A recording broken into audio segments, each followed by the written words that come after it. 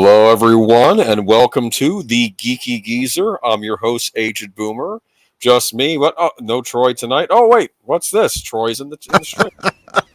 I know, cutting it close. It's gonna be the Geeky Geezer. That just the single Geeky Geezer, right? That sounds depressing. It's like your old Michael Caine alone in an apartment somewhere, and just exactly. Yeah. No, that's not. Oh, how you doing? Sorry about that, man. I'm doing good. How about yourself? Good. You didn't have too much of the Kraken again, did you? No, haven't had any this weekend. No, I got you. Oh, that's right. You had something else Friday. I had a Jameson on Friday, and then I had all Saturday to sober up on. I've had Jameson before. Oh yeah, it's good stuff. Yeah. All right, let's say hello to the chat. Hi, chat. Hello, the chat. Okay, I get a hi, sweetie, from Netter. Netter's first. Yes, Netter's first. Hello, love of my life. She has that in a heart for you. I love you too, Netter. Big Al, have a great show, you geezers. Yeah, thank you. Tune in this Wednesday. Big Al will be guesting on with Birdman and I. We will be covering the movie Eight-Legged Freaks. Yeah. Have you heard of that? Yep. I have. I've seen the movie. I don't think Big Al has, though. So we're going to do Arachnophobia, and like they're charging too much for Arachnophobia. You want to do Eight-Legged Freaks? I'm so sure. Both are good. Yeah, they're different kinds of spider movies, but yeah. Yeah. Good evening, Age Boomer Troy. I'm looking forward to the stream while I play some Fallout 4. While you enjoy that, that may end up being the last good Fallout game, but of course I might also. I was going to say it might also be an indicator of what our world's going to look like in about a decade. So enjoy it. Oh, it's funny. My brother was obsessed with Fallout 3. Apparently, I forget the guy who hires you, but he wants you to go to this town out there, and he wants you to set off it's built around a nuclear bomb, I think, and he says, set off the nuclear bomb. It's obstructing my view of the sun or something, like, because he didn't like the fact you had this horrible junk town like in front of his old school mansion. He wants you to blow it up, and I think you have the option of doing it if you want to. And I'm sure there's a good ending when you go that route. Oh, whatever. You know something? I'm sorry. I don't like this whole mechanics of you can go the moral route or you can go the immoral route. Because I remember I was playing this one game, Dishonored, once, right? And I think you're like the main guard of this empress, right? In like this kind of steampunk style kingdom, like European, but like Industrial Revolution age. You know, it's not literally based on a real country, but it's that kind of country, right? And she gets assassinated, and then you overhear one of the guards talking, and he's like, well, I don't know if we should have gone along with this assassination plot. I don't know if it was right. And you know what I did as the guard that escaped death and survived? Mm-hmm. I cut both their heads off. I don't care if you feel remorse. You killed the Empress. Yeah. I don't know. But I'm sure that would get me the bad ending in that game. Oh, you should have spared them. You don't have to kill anybody in this game. Do have to say, though, in these kinds of games, I do appreciate that they're not completely railroady. I hate games where there's really only one correct route. And if you don't go this route, you lose, And it's like, well, wait a minute. Maybe that's not what I would do. Or maybe I don't agree with that route or whatever. It's not a game anymore if there aren't options. It's just a twist a plot. And you're following along a story they've decided. Mm-hmm. The more options, the closer it is to an open world kind of a thing. I got you. Seen Eight-Legged Freaks? That was a weird film. Mm-hmm. Look, Spider is funny, Al. Very funny. Okay, deleted scenes. Welcome to the chat. Oh, I got to be sure to make sure what's his name gets posted. Who is your guest on Friday again? PM? Pacific 414. Pacific 414, I was like. Yep. Yeah, no, it's funny because he was in the chat. I was in the chat today. So post a link for Aged Boomer. It's a great stream on Sundays, and I was like, oh, don't forget about my co-host, Troy Pacelli. And there's, oh yeah, post Troy stream. I meant don't forget to mention I'm co-host with Troy Pacelli, but he posted your link as well. So we should. Well, that's cool. That's cool. That's what it's all about. The whole growing together concept. We do that right now. So and there's Netter dropping all the links for us. Oh, excellent. Okay, does she have him? Because I can post it if not. Okay. I can go ahead and post. I'm sure between her and Stephen Otten, they'll get us taken care of. Thank you. Yep. Stephen just got it. He's awesome.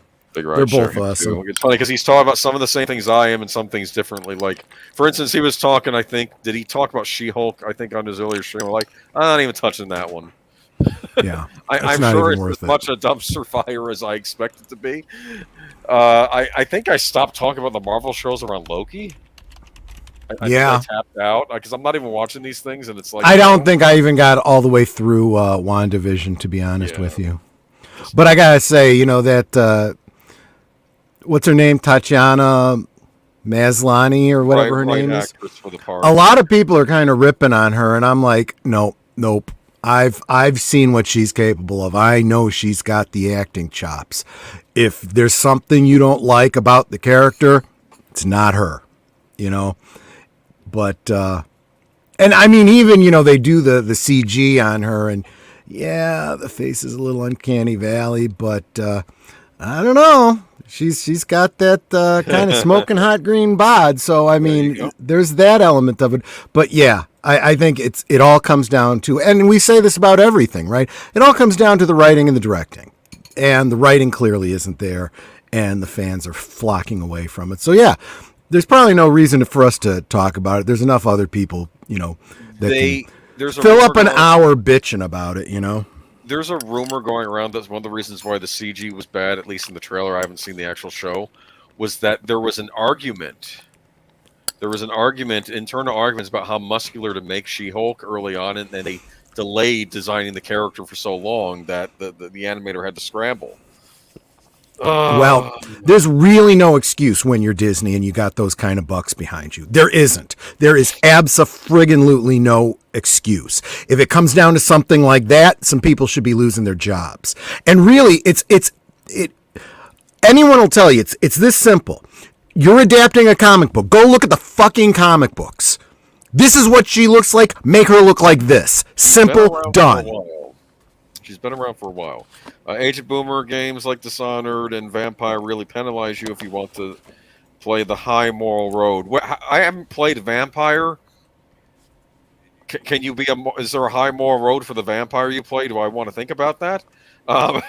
You go to the blood bank instead of okay. Watch Darkest Hour today. Great film. Yeah, that's the Winston Churchill movie. Mm-hmm. Have you seen that yet, Troy? I did a talk on Pop Culture that's about right. that. You had mentioned that. Yes, I remember seeing that. Yeah, and okay, so here we go. This honor doesn't penalize you for it. Okay. Well, I don't know. I think he means you get the bad ending where, like, the little girl's going to be, I'm the Empress now, and I'll be evil because you didn't set a good example. Well, I mean, there is, in, what's it called? Oh, shoot. I can't remember because I didn't play any of those video games. The Star Wars game where you play the Force user. You go one route, you can become a Jedi. You go the other route, you could become the Sith. So, I mean, that seems pretty reasonable. That's what a character really would find themselves in that situation. There are plenty of people throughout history that turned to the dark side, and there's plenty that became Jedi. So, is there a third route? Because it seems like you get killed either way. No. I mean, it seems like there's a bad end either way. Unless you're Luke, you get killed by the Order 66 if you survive that long, or if it's you say that, but now you have to worry about somebody else coming up and stabbing you in the back. That was true back in the 80s, but now we've got all this content that has all these other Jedi out there. You got Ahsoka Tano, you got Ezra. What's his name? I almost said Ezra Miller. The one from Rebels. Does Ezra Miller and Ahsoka Tano really count? Because did they go through the official Jedi ceremony and get? Ezra did. Yeah, Ezra did. All right, I don't remember. She left the Order, but she still became a Jedi. And she's still out there. She got all the training. She is, for all intents and purposes, a Jedi Knight, even if she left that corrupt body. Yeah, I got my opinions about the Jedi too. Yeah. I think you're referring to law, chaos, disorder. You're penalized for that. You get bad ending if you go around killing as opposed to knocking them out. Yeah, why do I want to knock them out? I was watching a video, someone talking about alternate endings on, I want to say it was The Witcher or maybe it was Maybe it was. something like that, I'm where out of you've got a younger female character, and if you don't make the right choices, she ends up like killing herself or something. It's like, oh my gosh, you know? But it's all it all makes logical story sense. So I like that kind of thing. There's got to be consequences to your decisions. Yeah. Oh, this is interesting. That's interesting. Darkstar's last first movie we saw with my dad. Great Gary Oldman performance. He got the Oscar when so. Yeah, yeah. Yeah, I'll tell you what, I totally forget it's Gary Oldman very early in the movie. When an actor loses himself that well in the role, that's some good acting. So in Vampire, your protagonist was a doctor prior to being bitten. So the moral dilemma is do you kill town NPCs or not? If you kill them, you get stronger. If not, you get a good ending. Interesting. Hmm. Yeah. So they don't wake back up. Okay, so I guess it's functionally the same. There's a I couple didn't know ways to that. go I with a didn't know vampire that. story. Does a vampire have a soul? Does a vampire have free will? Or are they just evil? You know, and it depends on the lore within the storyline you're doing, you know? Okay. Might be interesting. I should see if that's available on anything I own. I don't know. I always plan to play all these games and then they kind of Well, there's languish. only, there's limited time in the day, in a Yes. lifetime, you know? But Well, unless what you're a are they? vampire, then you got a lot more time in your lifetime. So, speaking of games, let's just dive into the good old days, and it's going to be me tonight. Let's go ahead and share the screen. Oh wow, we're going to get a Yeah, little. you're going to be doing a little educating here, a little bit of a Troy lecture. know nothing, and I bet the kids know nothing. I don't know why you kids want to play all this new stuff. How do I hide the sidebar? I don't like this. Hold I on. don't know. Give me a minute. This is where you add format slide. Oh, I know. Sega. View. Darn it. Hold on. This is There should be a embarrassing. button I'm that wasting plays time. I'm plays wasting the- time. Play! The play button. Yeah, it's like a slideshow. It's supposed to go This through is the slides. Keynote. What is this? StreamYard is sharing your screen. There you Yeah, go. that's There what we you want. go. Just hide. Am I still here? Yes, Okay. I hear Let's get you. back into the presentation. Sega. Troy, you Nope, got to get you're better out with again. this stuff, okay? Come on. Oh, wait, it's me doing it. What do I know? Yeah, I This know. Macintosh Apple stuff. This is Keynote, and it comes with the Mac. You get free software. Well, that's Like what you get for Microsoft. free. Okay, you know something? We see it now. Don't mess it up now. The Sega Genesis. Join the 16-bit revolution by Aged Boomer, August 28th, 2022. Let's talk about the Sega Genesis. Let's talk about the Sega Genesis. Also known as the Sega Mega Drive. If you lived in Europe, Asia, or Japan, it was called the Mega Drive over there. I believe it wasn't called the Mega Drive over here because somebody else in North America had the rights to the word Mega Drive. Maybe it was some company. It was some kind of fancy VCR or computer or something. I don't know. I don't Or it remember. was some car movie. I don't know. But anyway, they had Maximum Overdrive. Yeah. Oh yeah, maybe. So here we go. Sega Genesis. This was the Sega Genesis 16-bit. This is a beaut. I love Yeah. this game console. This is my favorite game console that I never actually owned because my older brother bought the Genesis a few months after we'd first gotten the NES. And, I told you we went over to my cousin Andrew's house, saw what the Amiga computer do. We want that. Of course, Amigas were rather pricey, but now we have game consoles that are pushing the graphical limits too. And here we go, the Sega Genesis. And this was not for cartridges, right? This was for CDs, right? That's what that circular part was. Nope, this is for cartridges. Oh, I know it you is. pop it up. That little thing on top here. I can't move my arrow, but you see the little slot. You put cartridges in there, and they're smaller cartridges. There was a CD. There was a CD add-on for it, though. We're going to get to that. Okay. Gotcha. But Okay. I like the controller ports. Those are the old school controller ports, like the kinds you had on the Atari.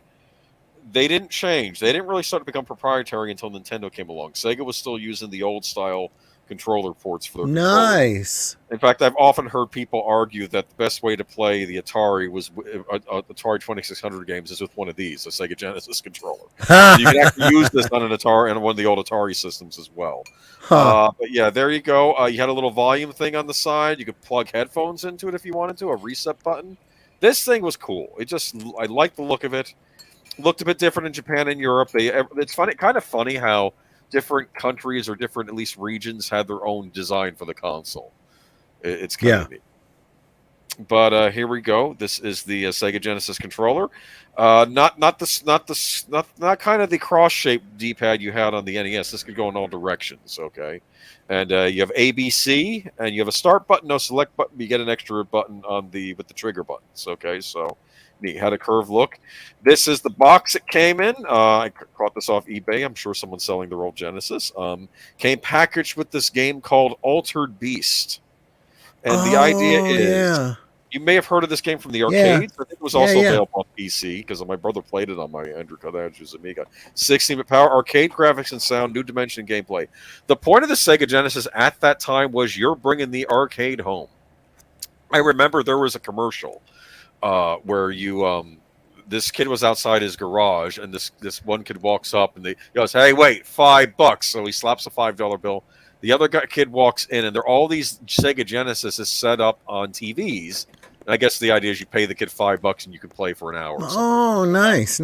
Or maybe for the day. And like he's playing, and he's playing Golden Axe and Ultra Beast. The idea is you're playing these Sega arcade games that you've seen in the arcades. People have seen Golden Axe and stuff like that. And, I remember Golden Axe. And and you can play it on your home console. Pretty nifty. Were they as good as the arcade? I mean, because I remember Atari 2600 when I got that. I got it with the hope that it would be like playing Space Invaders and Pac-Man and stuff at home, and it kind of was, but it kind of wasn't. No. Sega was closer. I'm not going to say that the games on here had quite the graphical prowess as arcade games, but they were close enough that that you could be happy with what you got. I mean, they could port Golden Axe to this. They could port Altered Beast. In fact, I'll show you some screenshots of Altered Beast for the Genesis. That's the box that came in. This actually came inside the Sega Genesis when you bought it. And here are the graphics. Not bad for home console. It even had sound. It even had voice.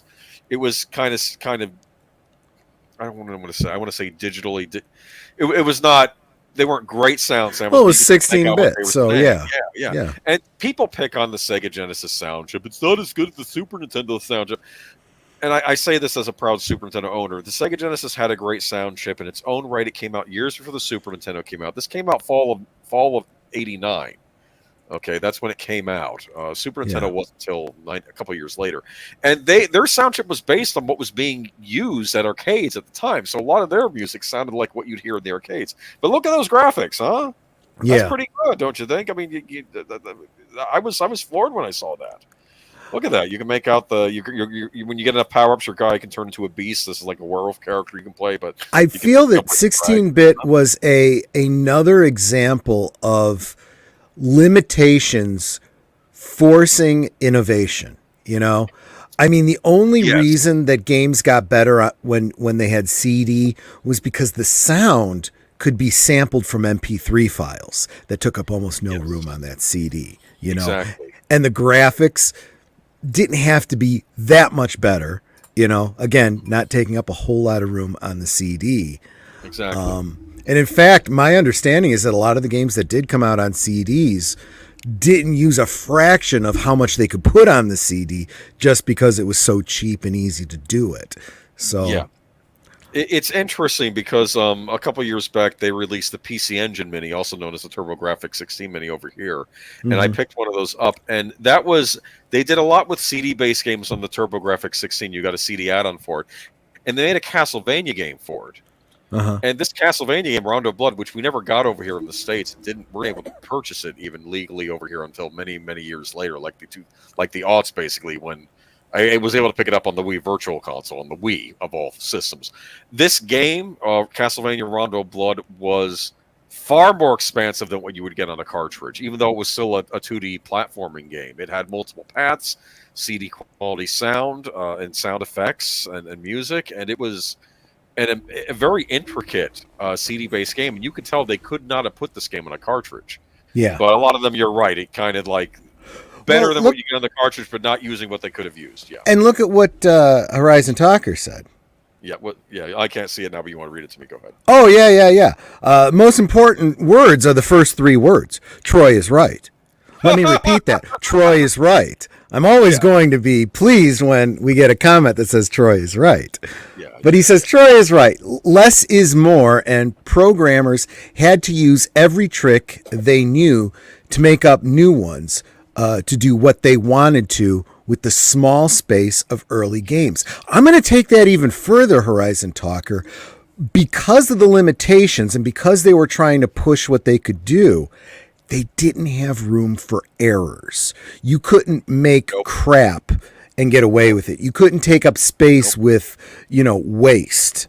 Everything had to work, and it had to work perfectly. And it got to the point where even some of the, in quotes, mistakes turned out to be features, because they got out the door because they worked. And when you find out, it's going back to the old limitation of the Space Invaders. Remember Space Invaders?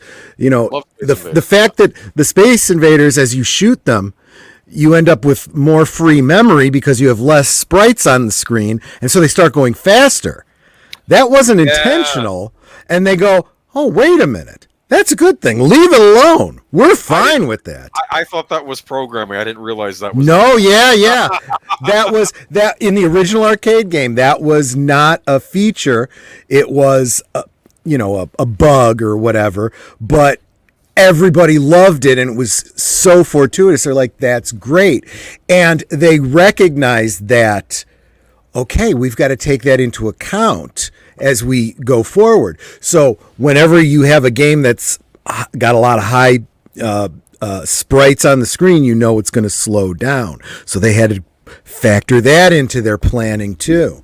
I really am a big believer that limitations are a good thing. But when this first came out and you're seeing what it can do, you're thinking possibilities are endless. That's how it always is at the beginning of a console generation. Yep. And to be fair, this thing was a lot more powerful than Sega's prior system, the Master System, which was their first 8-bit console. That unfortunately Nintendo beat them to the punch, because basically when Atari said we're done with consoles, both Nintendo and Sega kind of looked at each other and started running. And Nintendo beat them by like 6 months in Japan. That was enough for them to get the big head start. But Sega was not down for the count. They say, okay, they beat us for the 8-bit systems. We're going to beat them to 16-bit. And they were out first. And I remember at the time, Nintendo had a lock on third-party support. They were basically saying, you want to go make your game on another competitor's console. Maybe you don't want to make it on ours anymore. Hint, hint, hint. But eventually, Sega got enough third-party support, like some early Electronic Arts games and other things, that they had enough, and they also were a publishing powerhouse in and of themselves. They would publish more games than Nintendo did. That by the time the Super Nintendo came out, Sega already had a pretty established library. So they really did go head-to-head with Nintendo. And this is what's known as the Great Console War, because it was Sega and Nintendo going at it. And they were just... So I would argue that with each other, it was that in one hand you have the limitations for forcing innovation. On the other hand, you have competition also spurring you on to better things and faster. You talk about that idea of them looking at each other and then running to try and beat the other one out, and that's a dangerous tightrope, right? We see that in the market today. You rush something to market.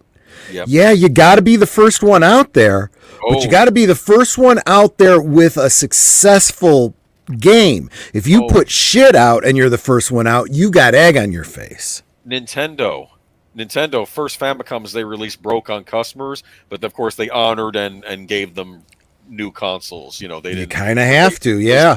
They basically said, we got to get there first, and some of them did malfunction in Japan. They weren't even out here in the United States yet, or North America or Europe yet. But yeah, here we go. Actually, Genesis Master System, very popular in Europe. This system, very popular in North America, Canada, and the United States, really head to head with Nintendo. I think finally toward the end, Nintendo was the winner, but they really did go head to head for a while. In Japan, though, not so popular. This was not one of the big ones, even though it is a Japanese product. But here's the advertising. Your world will never be the same. Genesis does what Nintendo don't. Oh, burn! Yeah. Because the idea was we're 16-bit and you're a kid and you're seeing these games. Like here we go. We have Arnold Palmer Golf. I'm just kidding. Mm-hmm. I meant to have an Arnold Palmer tonight. Oh, I had it with dinner. I didn't have one now. Buster Douglas boxing. The whole reason they had Buster Douglas, because I think Buster Douglas beat Mike Tyson. And Yeah. Nintendo was famous for Mike Tyson's Punch Out. Well, we got Buster Douglas boxing on our system. It's like That Michael is kind of funny. Moonwalker, Which I heard was a good game. I never would have guessed that, as a kid growing up in the 80s. I never played it. I played the arcade version, oddly enough, at my project graduation, like the grad night you have when you graduate high school. And you can say, they do this thing for the seniors that are graduating. You can stay in this place all night long. They had some arcade games that I think were donated by the local arcade in town for the grad night. One of them was Michael Jackson's Moonwalker. We were making fun of it while playing it. Genesis does Strider, the first and only 8 meg game ever. Now you're probably wondering limitations, right? Well, a lot of the ways of a lot of the old game companies, how they would get away with the limitations was they would make cartridges with more megs, and they would often say, 8 megabit cartridge. I think Phantasy Star 2, which was their big role playing game on the Genesis that came out a little while ago, 6 megabit cartridge, and you see that as a kid, you're like, wow, this is gonna be even more powerful than the regular cartridge. But here's Strider. This is one of my favorite arcade games. Well, actually, I played it on the Genesis first. I love this game. It takes place in the future. You're playing a Japanese assassin with gravity boots. You're fighting the evil Grandmaster, who seems to have gotten other countries in the world on his side, including the Soviet Union and communist China. It looked like in this game. Sure. But like all the bad countries run the evil Grandmaster's side. I find it hard to believe that China would fight on the side of Japan, but okay. No fight against. Cause Okay. Then I can dig it. They were the bad guys. Yeah, I don't know. Right. The Soviet Union, you fight a huge. What was the Soviet body of power? Was it the Proscenium or whatever it was called? They all jumped together and formed this giant robotic thing that has a hammer and sickle, and it's fighting with a hammer and sickle. I love the '90s. Okay, Golden Axe. You had Golden Axe on the Genesis. Bring the arcade home. Ghouls and Ghosts, sequel to Ghosts and Goblins, that was on Genesis. They had a Spider-Man game. If you were a Spider-Man fan, you'd get a kick out of this game. You know why? You had webbing in it, but it would run out. And you know how you would get more webbing? You'd have to take pictures in levels when you're fighting like a boss or fighting a bad guy. You'd have to then sell those pictures to the paper and get money to buy more webbing with. How brilliant, because that is so comic accurate, because they had storylines like that where there was literally a comic I remember. Somebody can probably come up with exactly which issue and which title it was, where he literally ran out of webbing, and he's like, damn, I'm out of webbing and I can't afford any more, And so he goes through the whole comic fighting without, his webbing and getting clever about how he gets around town, jumping on the side of a bus, stuff like that. And it's like, I understand it's a clever, storytelling element. Well, let's take away the Dr. Sonic screwdriver, let's take away Luke's lightsaber, whatever. But for him, it's pretty. Yeah, those chemicals cost money. Yes. Your Streets of Rage beat 'em up game. I consider this the Genesis answer to Double Dragon, though I think the Genesis did get a version of Double Dragon on it. Ghostbusters, the video game. You could play as Peter. You could play as Venkman. You could play as Ray. You could play as Peter, Ray, and Egon. No Winston in this game, though. Little annoyed at that. There's been they didn't want to pay for a fourth actor. Probably. There was a recent remake that did bring him into it. Oh, really? Yes, okay. Yes, there was, and I'm trying to remember the details on it. They put him front and center on the cover art. Good. Because he really has. He has become a huge fan favorite. But The only downside, and this is only something you know if you know like the behind the scenes and whatnot, Right. is that the Winston character in the game is I want to say a recolor of, so insert blackface joke here, No. of Spengler. And the reason they did that was because it's like they just couldn't go back to brass tacks and No. to create a whole new character. The idea is that you one character could jump high, one character could not. Like there was like one character has a better weapon, one character has more agility, and then you have the one character that's a mixture of the two, and you can choose either of the three. It was neat though because it was basically an original game, so they come up with new origins for all the monsters. Like the Safe Puff Marshmallow Man ended up being a guy that had eaten himself to death by eating Safe Puff marshmallows, and that was his okay, concept. yeah. It was neat though. It was a neat little game. Here is Castle of Illusion, starring Mickey Mouse. A wonderful platforming game, really captures Disney magic. Mickey must rescue Minnie from the evil witch Miserable, who is kidnap Minnie and hold her aloft in the Castle of Illusion. So Mickey is an actual mouse in mouse scale in a house. This is more like that's kind of creepy to me. No. This is based on. Do you remember like the Through the Looking Glass short? Sure. Where he goes through and the playing cards are his side and everything. Yeah. This was a level inspired by that. It okay. Feel to it. Like other levels, he's normal size, but this was more like a through. Because I was gonna say this puts Mickey Mouse in the catch him in a mouse trap, throw him in the garbage territory. No. This was him going into the Castle of Illusion. Like one level's a toy level where everything's toy themed. You're fighting toy soldiers. Gotcha now. And then you fight a horrible clown at the end, like a Jack in the Box clown at the end. Oh it was gosh. Just, Sonic the Hedgehog. Okay, but this was the big one. This came out, and Sonic. This was Sega often advertised blast processing, and I have to admit, the Genesis could do some things better than the Super Nintendo, and it had a faster processor. A lot of the people, they liked the sports games better on the Sega Genesis because they were faster, like the hockey games and the football games. And then, of course, you have here Sonic the Hedgehog, whose whole point is he's built on speed. Yeah. This is a platforming game based on speed. This is not an exploratory platforming game like a Super Mario game would be. This was the only game that I played on Sega because I didn't own Sega. I dated somebody whose family had a Sega. It's a good one. It's still a classic. You can find it anywhere nowadays. In fact, they recently released a Sonic Origins collection, which I heard got mixed reviews. I think they have to fix it up. But you can get like Genesis collections on Steam, which have this and a bunch of other games on it. Oh, neat. Shining Force. This is a great strategy role-playing game for the Sega Genesis. Liked it a lot. Mixture of both strategy and role-playing mechanics, and good story too. It's you're a member of this team called the Shining Force, which are kind of like a special ops team for this kingdom. And it's funny, at the beginning of the end, the regular army's making fun of you. Oh, you're not real soldiers. We're the real soldiers of Gardenia. And of course, you go out to do some investigating and you fight a battle. You come back and your whole kingdom is sacked.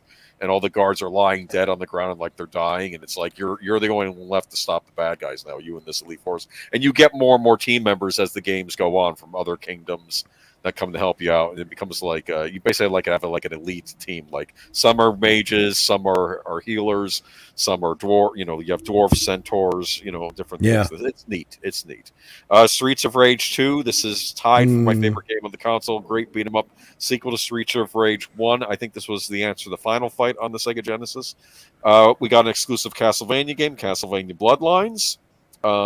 This was also available on the Sega Genesis Mini 1, but you could get it also in the Castlevania collection. Nice doggy. That's a hellhound. I think it was called in the manual. Okay. Now Genesis players can kick some real, and I'm like, did they just? I guess there was going to be an ass in there, but of course it's an ad in a teen-friendly magazine, obviously. Yeah. But Street Fighter 2 came to Genesis. This was the big one on Super Nintendo. They got Street Fighter 2. And I remember I had a Super Nintendo in high school, and you had a Super Nintendo, you had to buy Street Fighter 2. I paid $70, and it was just the base Street Fighter 2 too. They came out with better editions later on. All the Genesis owners were steamed. They wanted Street Fighter 2. And for Yeah. starters, I was like, Super Nintendo has six buttons on it for gameplay. You only have 3. How are you going to play Street Fighter 2? Well, eventually they did bring out Street Fighter 2 for the Genesis, and they released a 6-button controller for this and other fighting games. So good for them. Wow. And it's actually in many ways works better than the Super Nintendo controller. Here is the Sega CD. Yay! Yeah. This is the Sega CD Model 2 that came out after the Model 1. It comes with the game Sewer Shark. Sewer Shark. And you could have little cutscenes in the games, like with voice acting. This is from the game Dark Wizard. Some anime cutscenes there. Also, full motion video games like Double Switch, I think this was called. I think that and some real actors would be in them. That's Debbie Harry to your right. Yes, yes, it is. Corey Haim was in that too. You have conversions of PC games. This is the Adventures of Willie Beamish. You might remember this on the PC back in the day. Did you ever hear of it? Adventures of Willie Beamish?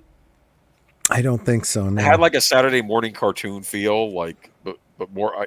I want to say more for adults because of that wonderful nerd. I was just gonna say Saturday morning cartoons with "Hello, Nurse." Oh man, the plot of it is Willie wants to get to the Nintari Championships.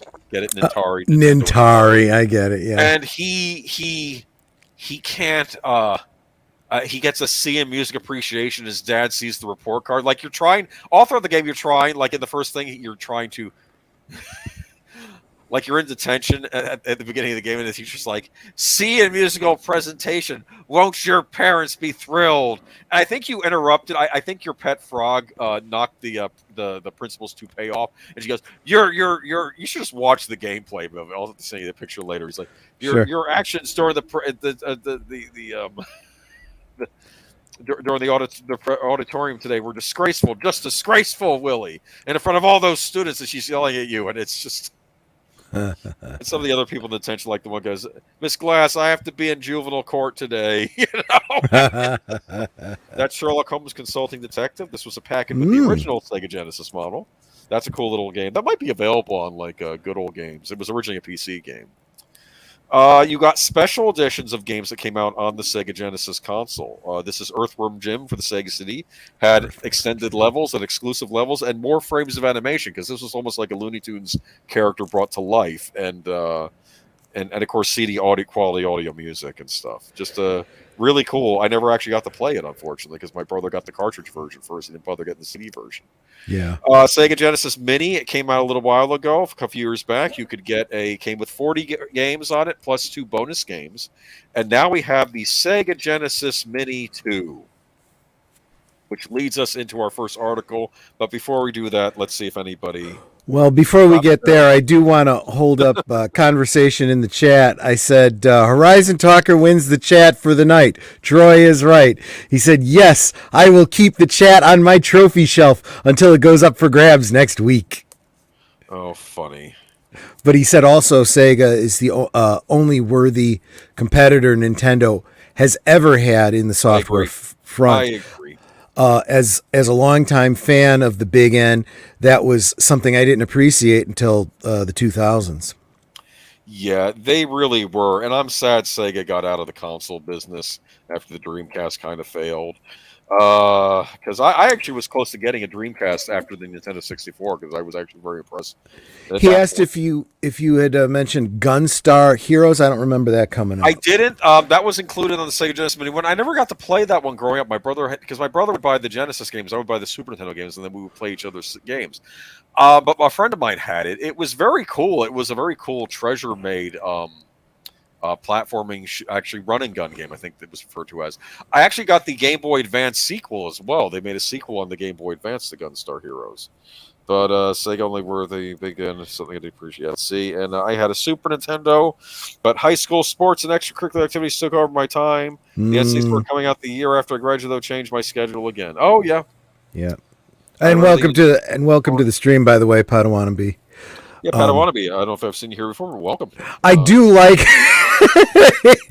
We went crazy when Madden came out. What? It actually talks? Oh, yeah. That was huge. Yes. Yeah. For me, it wasn't Madden that did that. I don't remember which game it was. But yeah, when they started having, talking in games, it was like, oh my gosh. It's not just beeps. It's It's just you could hear the actual dialogue. Yeah, and they got better as time went on. I mean, okay, I know which one the first one was for me. It was the Star Wars arcade game that had the digitized MIDI sound I remember that. of dialogue from the movie. And it was barely audible, but you knew what they were saying. Exactly. Red 5 standing by, and it's like just real low res. And it was like, wow, they're actually talking. But it was just recorded sound effects or whatever. You're right. When it started being something like that, that was big time stuff. You kids take your modern games for granted. Well, they're not taking Saints Row for granted. I'm sorry. We'll get into that. Yeah. But yeah, we got to get into the news. I knew I shouldn't have brought up the Genesis. This was me trying not to talk a lot about it. I'm already a half an hour in. Hey, look, I've been doing it for weeks now. I've been running the shows because you've let me. So I think you're totally entitled to on your own show. The Sega Genesis, though, it was the best console I never owned. And one of the things I loved about the Sega Genesis Mini was, hey, I get to own a mini console with 40 games on it. So now next best thing. Because I can have this. Yeah. And the cool thing is Retrobit. They make these duplicate official Genesis controllers that have USBs on them. They also make ones for the original Genesis you can buy too. And I don't work for them, by the way, but this is not a sponsored spot. Yeah. The neat thing about these controllers is like when the Super Nintendo Mini came out and other things, and this NES Mini, it was hard to get those extra controllers for. But these you can find anywhere. They release them in different colors, and they're made from the original Genesis molds. And they can work on a lot of things besides just the mini consoles. You can use them on PC. You can use them on like Nintendo Switch. They work on a lot of different things. So even if you didn't want to buy one of these mini consoles, you get the Genesis collection on your PC. Then you go out and you get one of these old school Genesis controllers. It's like you're right there, But here's our first article of the night. We are continuing talking and rambling about the Sega Genesis, which is Sega Genesis Mini 2 games unveiled. Yay! I do have to say that as I was putting the thumbnails together for this, I'm putting in pictures, and I'm like, I don't know these game systems. I hope this is the right one. I Googled it up by name. It looks like... I almost think, was that you saying that Sega beat them because they're on top of the Super Nintendo and NES? I saw that it was there and the other two were there, and I was like, there's got to be some connection that's poignant. I'm just throwing it out there. Why do kids on the playground and even in high school and stuff get into nasty fights over which is better, Sega or Nintendo fights? I remember even in grammar school when it was the Sega Master System, kids were getting into fist fights over the Sega Master System versus the Nintendo. There's a couple of reasons for it. Part of it is because you have that whole mine's better than yours concept, right? Yes. But there's also the defensiveness of, theirs might be better, but I got to feel good about, and be thankful for what I got. So I'm going to defend it nonetheless. That, and you're a kid. You can't afford two consoles. Hey, Mom, can I get the other consoles? Like, we just bought you that system. David's got a such and such. Well, then go over to David's and play it, right? And there's always the kid that has more than you. Like, as you got older, though, that's kind of how, as you gain maturity, you kind of realize that, you've got a this, I've got a this. Let's get together at your place this week and we'll play this. And we'll get over at my place with the, and in a way, it kind of became a shared thing among your friend group. Exactly. And, damn commies. Because that was always the thing during games where one of my friends was over shooting guys. Die, you commie bastards. And I'm like, well... These are aliens you're shooting, but whatever. Okay. The commie aliens. The commie aliens. There you go. Okay. Sega unveiled the full lineup of Sega Genesis Mini 2 games. So the Sega Genesis Mini 2 was a thing. I never dreamed this would happen. I thought they were one and done, but we're getting a Sega Genesis Mini 2. The micro console small enough to fit in a palm. I don't think it's that small. And looking just like the iconic game machine of yore, will have a lineup of 60 titles stored internally. The titles range from classic Genesis games to Sega CD cinematic games like Night Trap. The console goes on sale in North America and in Europe, where it'll be known as the Mega Drive Mini 2. Europe, you're not getting screwed. You're getting this as well, okay? It wasn't announced for Europe a few weeks back, so I'm happy that Europe is getting this as well. It would be the Mega Drive 2 over there. The neat thing is the Mega Drive Mini 2 is based on the Sega Genesis, or the Sega Genesis Mini 2, based on the Model 2. They made a slimmer model later on, and this actually, that model still looked different in Japan and in Europe, so I assume the mini consoles will look like their respective regions of how they looked. That's what's neat about these things. Sega showcased all the Sega Genesis Mini 2 games in a trailer. The lineup of Sega Genesis Mini 2 games includes a number of bonus titles. Some of them were never released, like Deviant P, a paddle-style game developed by Takashi Iizuka before he worked on Sonic the Hedgehog 3. Others are new ports created for the micro console, like a port of Fantasy Zone from the same team that ported Darius for the original Genesis Mini. On the original Genesis Mini, you got two original games that were never made for the Genesis. One of them was a port of the shoot 'em up arcade game Darius. Okay. Here's the list of bonus Sega Genesis Mini 2 games, along with some context provided by Sega to explain their edition. Okay, Deviant B, paddle style game developed by Zuka designed the game, characters, sprites. The game never got released, so I guess this had been made, but they never actually released it on cartridge. It's like a lost game. Fantasy Zone, new port. So Space Harrier 2 plus Space Harrier. Have you ever heard of Space Harrier from the arcades? Maybe you might have seen this game. I don't think so. Okay. Well, anyway, they made Space Harrier 2 for the Sega Genesis. Now ports using the sprite zoom function. See, they couldn't quite do justice to the more advanced arcade games of the time, like the ones that were more 3D-ish. Mm-hmm. I mean, they weren't using polygons at the time, but they were still trying to go for that 3D effect with pixels, right? And they couldn't get these to run quite as good on the Genesis, but apparently they figured out a way. And this comes with the original Space Harrier and also, I guess, an enhanced version of the Space Harrier 2 sequel from the original Genesis. So that's neat. Spatter, a hobby port of a small arcade game released by Sega in 1984. I've never heard of this thing. Star Mobile, puzzle game developed by Mindware in 1992, was completed at the time but never released. So it's weird we're getting these lost games on here. Super Locomotive, M2 hobby port of a small arcade game released by Sega in 1982. You play a locomotive. You're a train. Oh my gosh! I don't know how that's even going to work. Love trains. Was that like Thomas the Tank Engine? I mean, maybe in Japan, they are obsessed with trains. They've had video games based on trains. They never come out over here, like train simulators. Because I guess working for the railroad and running trains, it's a big deal over there. It's okay. So, versus Puyo Puyo Sun, a demake. A demake is when you take a more advanced game and make it on less powerful hardware. So it's a demake of a game that was released on the Sega Saturn version, but it only features the versus mode. But it's free, it's extra. And here are all the games of the games that are being released on the system. And of course, my spell check is trying to change the spellings of these games already. Okay, Afterburner 2. That's like a flight simulator game. It's or like shoot 'em up game. It's basically, I think Afterburner came out around the same time as Top Gun. It was probably made for that. You fly in an F-14, I think. So I do remember Afterburner. I didn't play it myself, but I knew of it. Yeah, and Afterburner 2 is on here, the sequel. Okay, it's not going to be as good as the arcade, though, so don't get your hopes up. Alien Soldier, that was only released in Europe and Japan. It was only released on the Sega channel over here. Don't get me started on that. It was like a pay-per-view thing for your Genesis, where you could pay for a service and play the games. I want to say online, unless it was over satellite. I don't really know how it worked. I remember seeing a display on it at Epcot Center in Orlando. Wow. In fact, the funny thing about Epcot, they would have like a showcase thing, right? Of like new stuff coming out, and you got to try out Sega games that hadn't come out yet at Epcot Center, because I guess Sega had a deal with Disney at the time. I don't know. But Atomic Runner, which I knew nothing about this game. Apparently, this is considered one of the best arcade to home console conversions of that era. And Runner is in the title, and you're always having to run. I think this could be one of the first runner games. You know how like runner games are a genre now? Do you know what I'm talking about? Yeah. Popular in cell phones and whatnot. Bonanza Brothers, Clay Fighter. Oh! This is the one that's the thorn in my side. I had Clay Fighter for the Super Nintendo. Mm-hmm. I got it for Christmas because I was that excited about getting this game. It's not good. The idea is it's a riff on Mortal Kombat and Street Fighter 2, like but you're playing as clay characters made out of clay.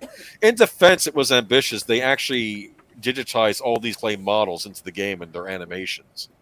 So that's kind of neat. Like, and you play characters like Blue Suede Goo, which is like an Elvis impersonator, of course, or Mr. Taffy, or something that's like made out of taffy, and like Bad Mr. Frosty, which is like He looks like a bad lawn decoration at Christmas time. Oh It's just kind of gosh. dumb. And like Brunhilde, you know, large Brunhilde with the big butt and boob. Just not a good Of game. I don't course. know why it's on here. I would have taken Booger Man over this, but what can you do? Another input. I know everyone hates Booger Man, but it's a better game than Clay Fighter. I don't want to get into Clay Fighter.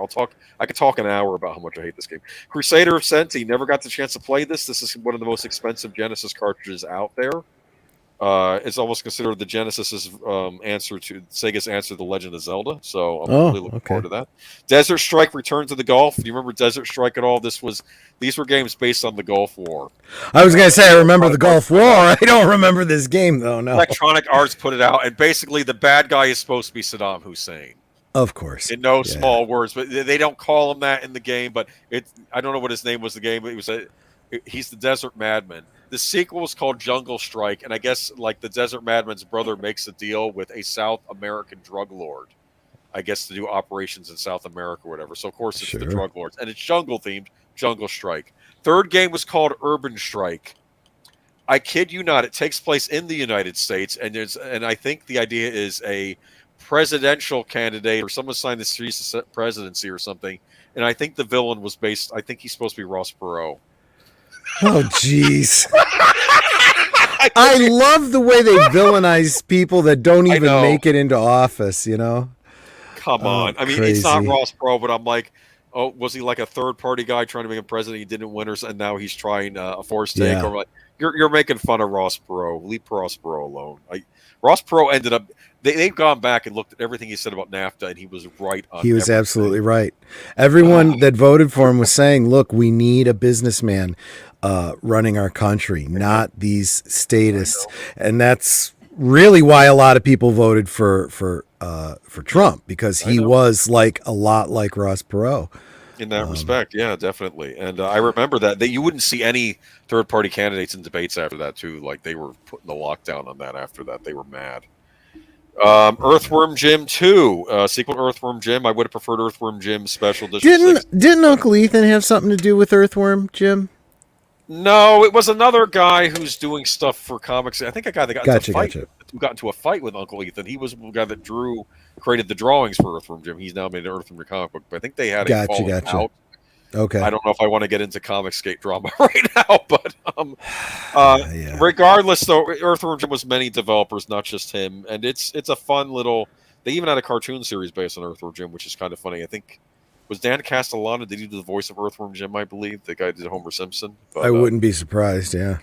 Elemental Master, never played it, but looks interesting. Fatal Fury 2, very happy this is on here. This is a port of an SNK fighting game for the Neo Geo. Of course, when you couldn't afford to buy a Neo Geo because it was like $600, maybe more, and the game cartridges were like $200, yeah, you're going to buy your Genesis port of Fatal Fury 2. And Horizon Talker just pointed out that it was a Doug Tanaple that I was thinking of. Yes, but he was part of the whole Comicsgate thing. Yeah. Yeah. Thanks for that. But also going on here, Fatal Fury 2, though, the Genesis version isn't censored. You get to see Mai Shiranui's 16-bit bouncing boobs. Okay, whenever she wins a match, she does her bouncing boob stance. So, I mean, that's worth the price of admission right there, right? Yes. Gain Ground, Golden Axe 2, sequel to Golden Axe, Granada.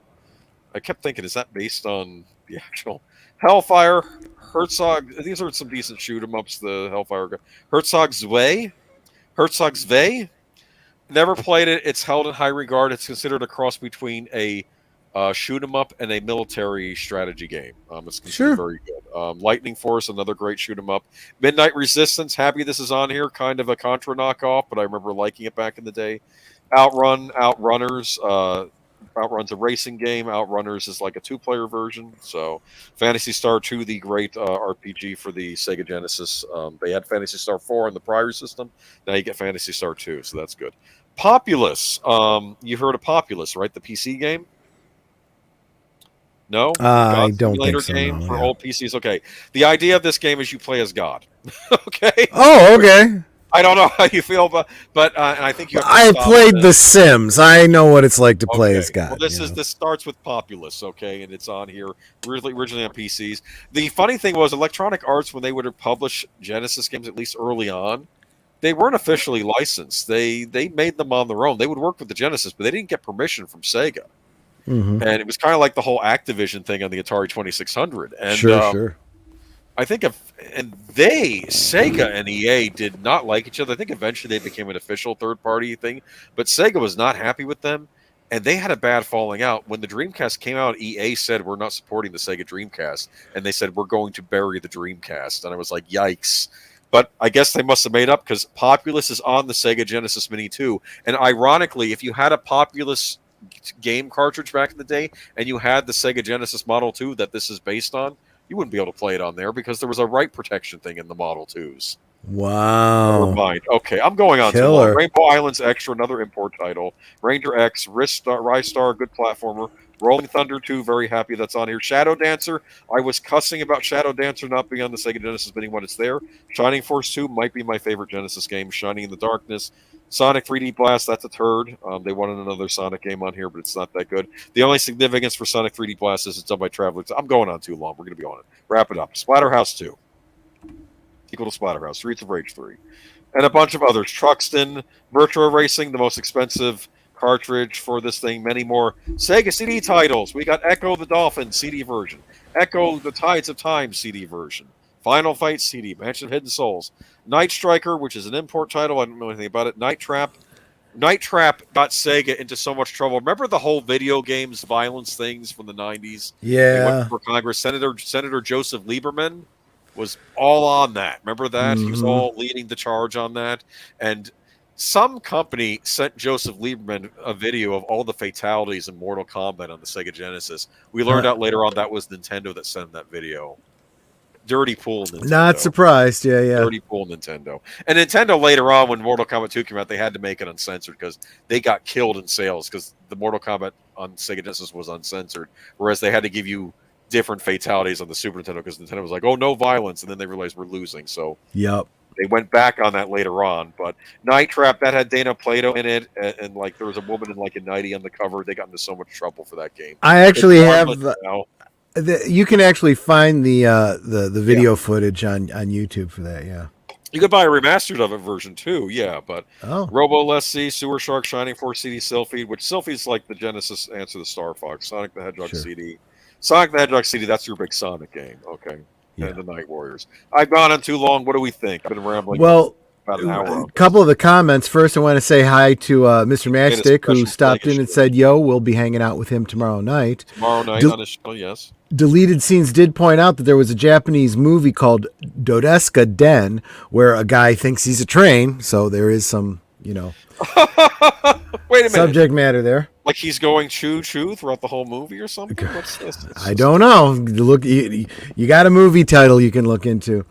Padawannabe says, yep, one single system until I moved out. Then I had to find, all those in one cords for the N64, PS2, Xbox 360, and Sega Dreamcast. Those old digital audio cords got changed between systems often. Because they all had different proprietary ports. Yeah. You have to admit the trains in that country are light years ahead of us. That's true. Again, that's limitations spurring them on to innovation, because that's a tiny little island they got over there. Sega was the innovator of boo physics. Hey, I'm just not going to say. By the way, you can get the Dead or Alive games, the old Dead or Alive games on the Xbox now. They remastered them. I'm very happy about that. Night Trap was surprisingly about a family of vampires. Oh, I didn't realize that. You just spoiled the ending for me. Thanks. Spoiler. Yeah.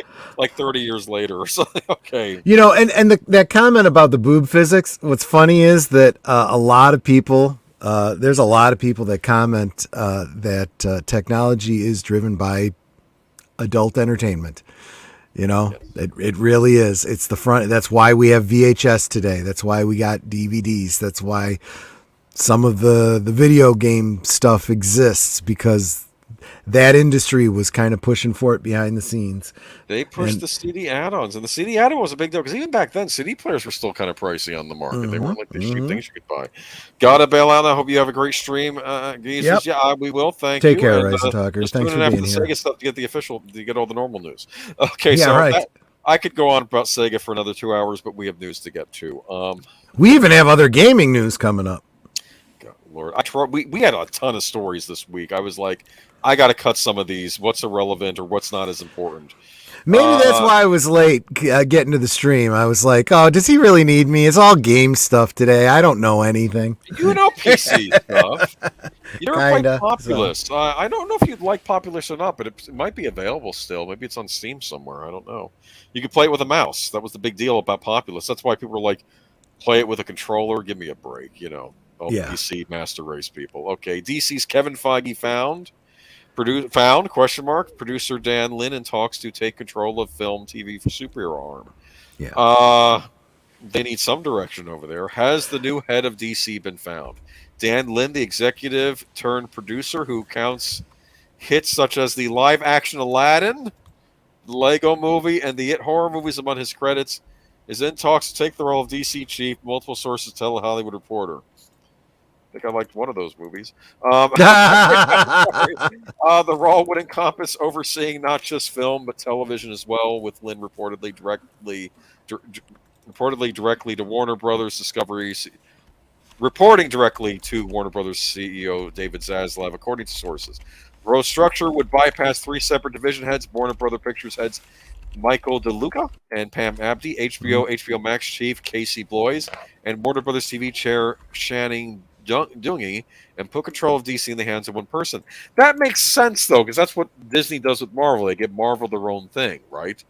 Yep. Warner Brothers doesn't do that. DC just falls under the regular Warner Brothers umbrella. It probably should be separated out. Walter Hamada, the current head of DC Films, would transition out of the role, according to sources. A Warner's insider says that no negotiations are taking place and no official offer has been made, although other sources say the parties discussing salary, reporting structure, and the future of Lin's prolific company, Rideback. If any deal does close, it would cap off one of the most intense executive searches in recent memory, one that faced scrutiny by Hollywood producers and executives as well as DC fans.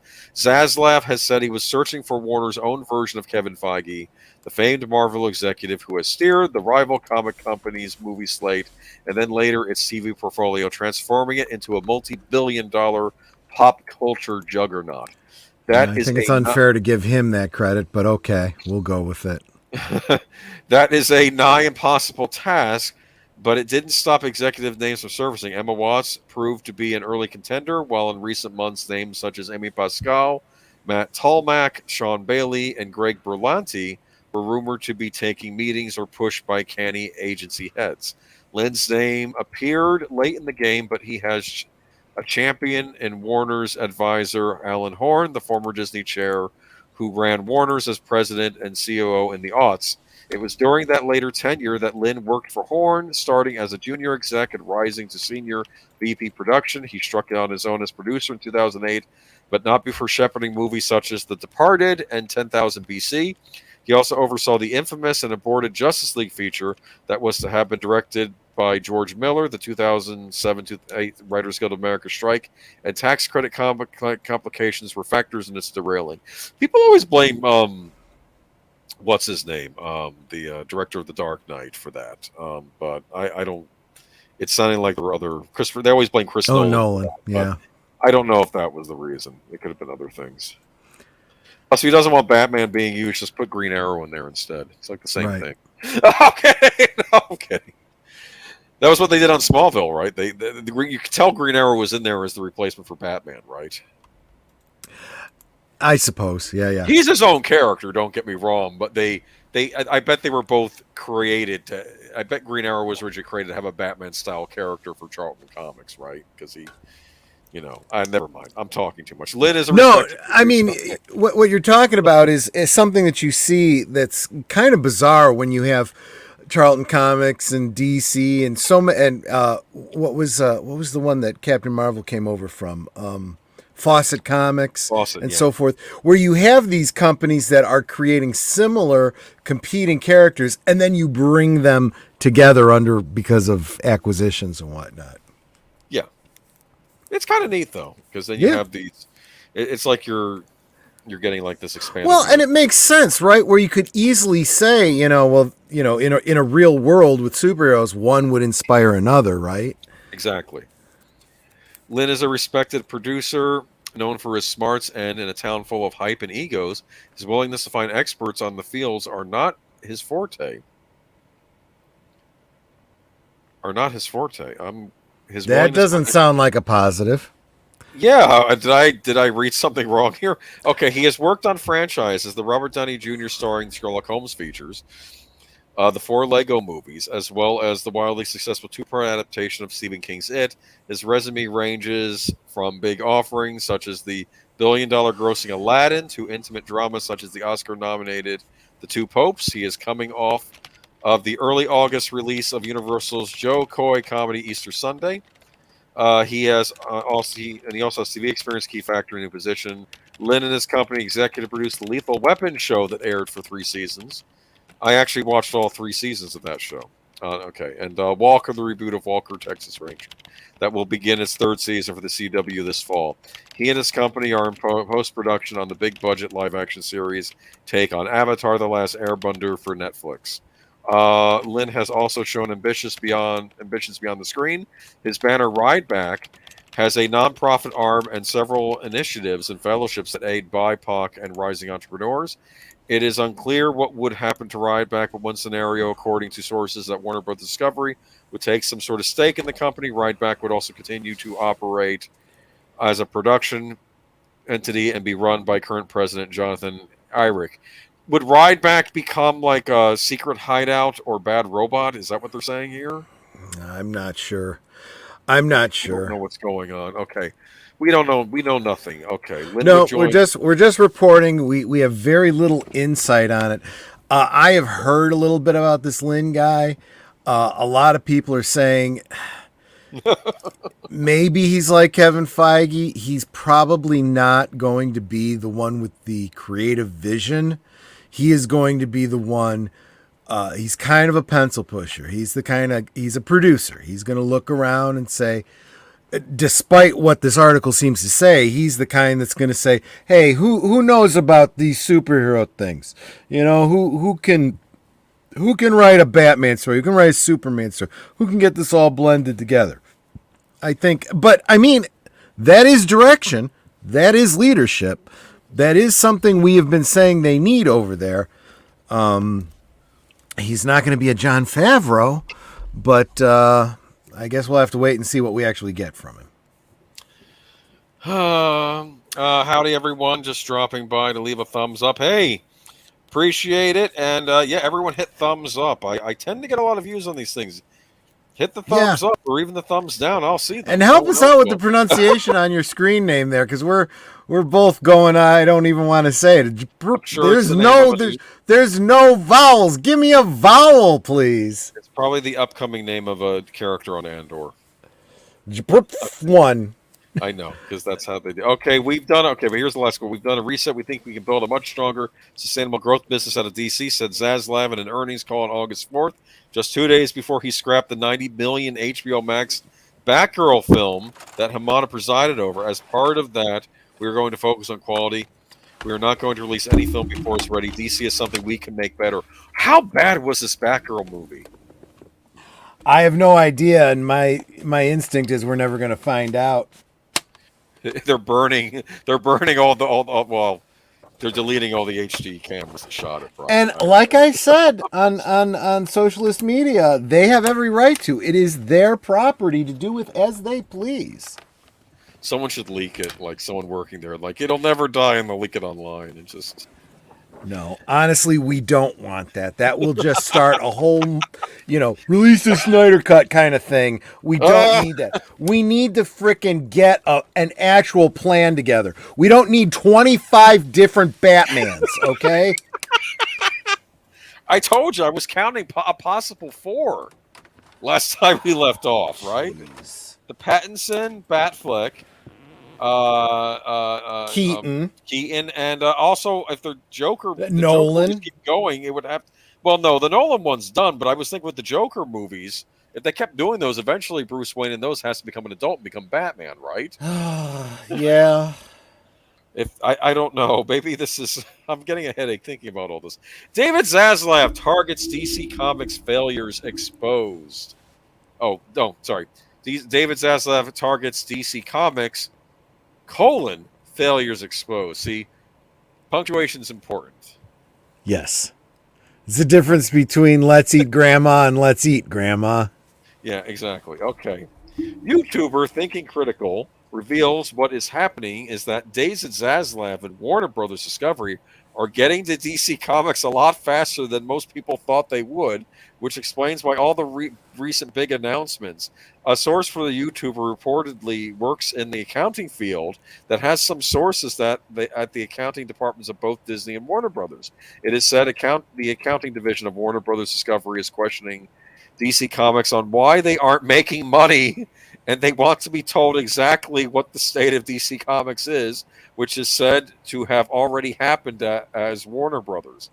Discovery Accounting requested management reports from Warner Brothers for all print DC Comics on all formats, allocating total overhead for each book title to see which are winners and losers.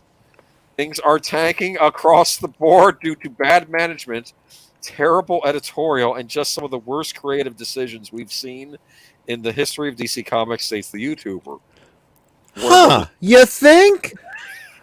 This is the first time I'm hearing this. Yeah, well, here's the thing. I love the position I was put in the earlier of the year when I was trying to defend a comic book that had Superman being humiliated and tortured, but then saying it wasn't sexual, and then us having to debate over what was sexual. I'm thinking, why am I in this position to begin with? It's because DC Comics put me there. Yeah. You know what I'm saying? And this is not discussions that should be happening around the character Superman. Right. And there are other discussions that apparently might be happening around the character of Batman if a rumor going around is going to come true next month when some comic comes out about his origins, right? Yeah. But which I haven't talked about this channel yet because I'm like, let's wait till they do it Yeah. before I even comment on it. DC Comics has been a trash fire, and there's even less of an excuse over at Warner Brothers and Disney because I always figure Disney just has money to funnel into things. Yeah. More so than Warner Brothers does. Warner Brothers doesn't have the money for BS. Warner Brothers Accounting is said to have told Warner Brothers Discovery Accounting that they have over 30 years worth of data they can provide. So Discovery sent someone over within an hour to pick up the data, which has exposed all of DC's failures as a company that hasn't been profitable. That means they can look at what's worked in the past and look at what they're doing now and seeing what's not working, basically, right? Mm-hmm. It said the next day following receiving the reports that Warner Brothers Discovery accounting offices started asking questions. Who have all these management reports been sent to? Why are loser titles being kept on in print and extended? How can we double check who authorized all these decisions? Do you know of any common sense reasons for purposely losing money on DC floppies and so on? Much like former Green Lantern artist Ethan Van Sciver, here's Uncle Ethan, as suggested, Yeah. the YouTuber suggests Jim Lee's days as an executive are over at DC Comics, but Lee still may remain on board creatively doing various art chores. It's been suggested Jim Lee may jump ship to Marvel. They want to know who made these decisions when these things were failing, who decided to keep them failing and continue on in the current direction. Why did you hire all these unfit creators that drove your fan base away? Most importantly of all, why are you purposely losing money on your products that you're selling? States the YouTuber about the accounting offices of Discovery questioning DC Comics. The hammer is about to drop on DC Comics, adds the YouTuber. Regarding the future of DC Comics, much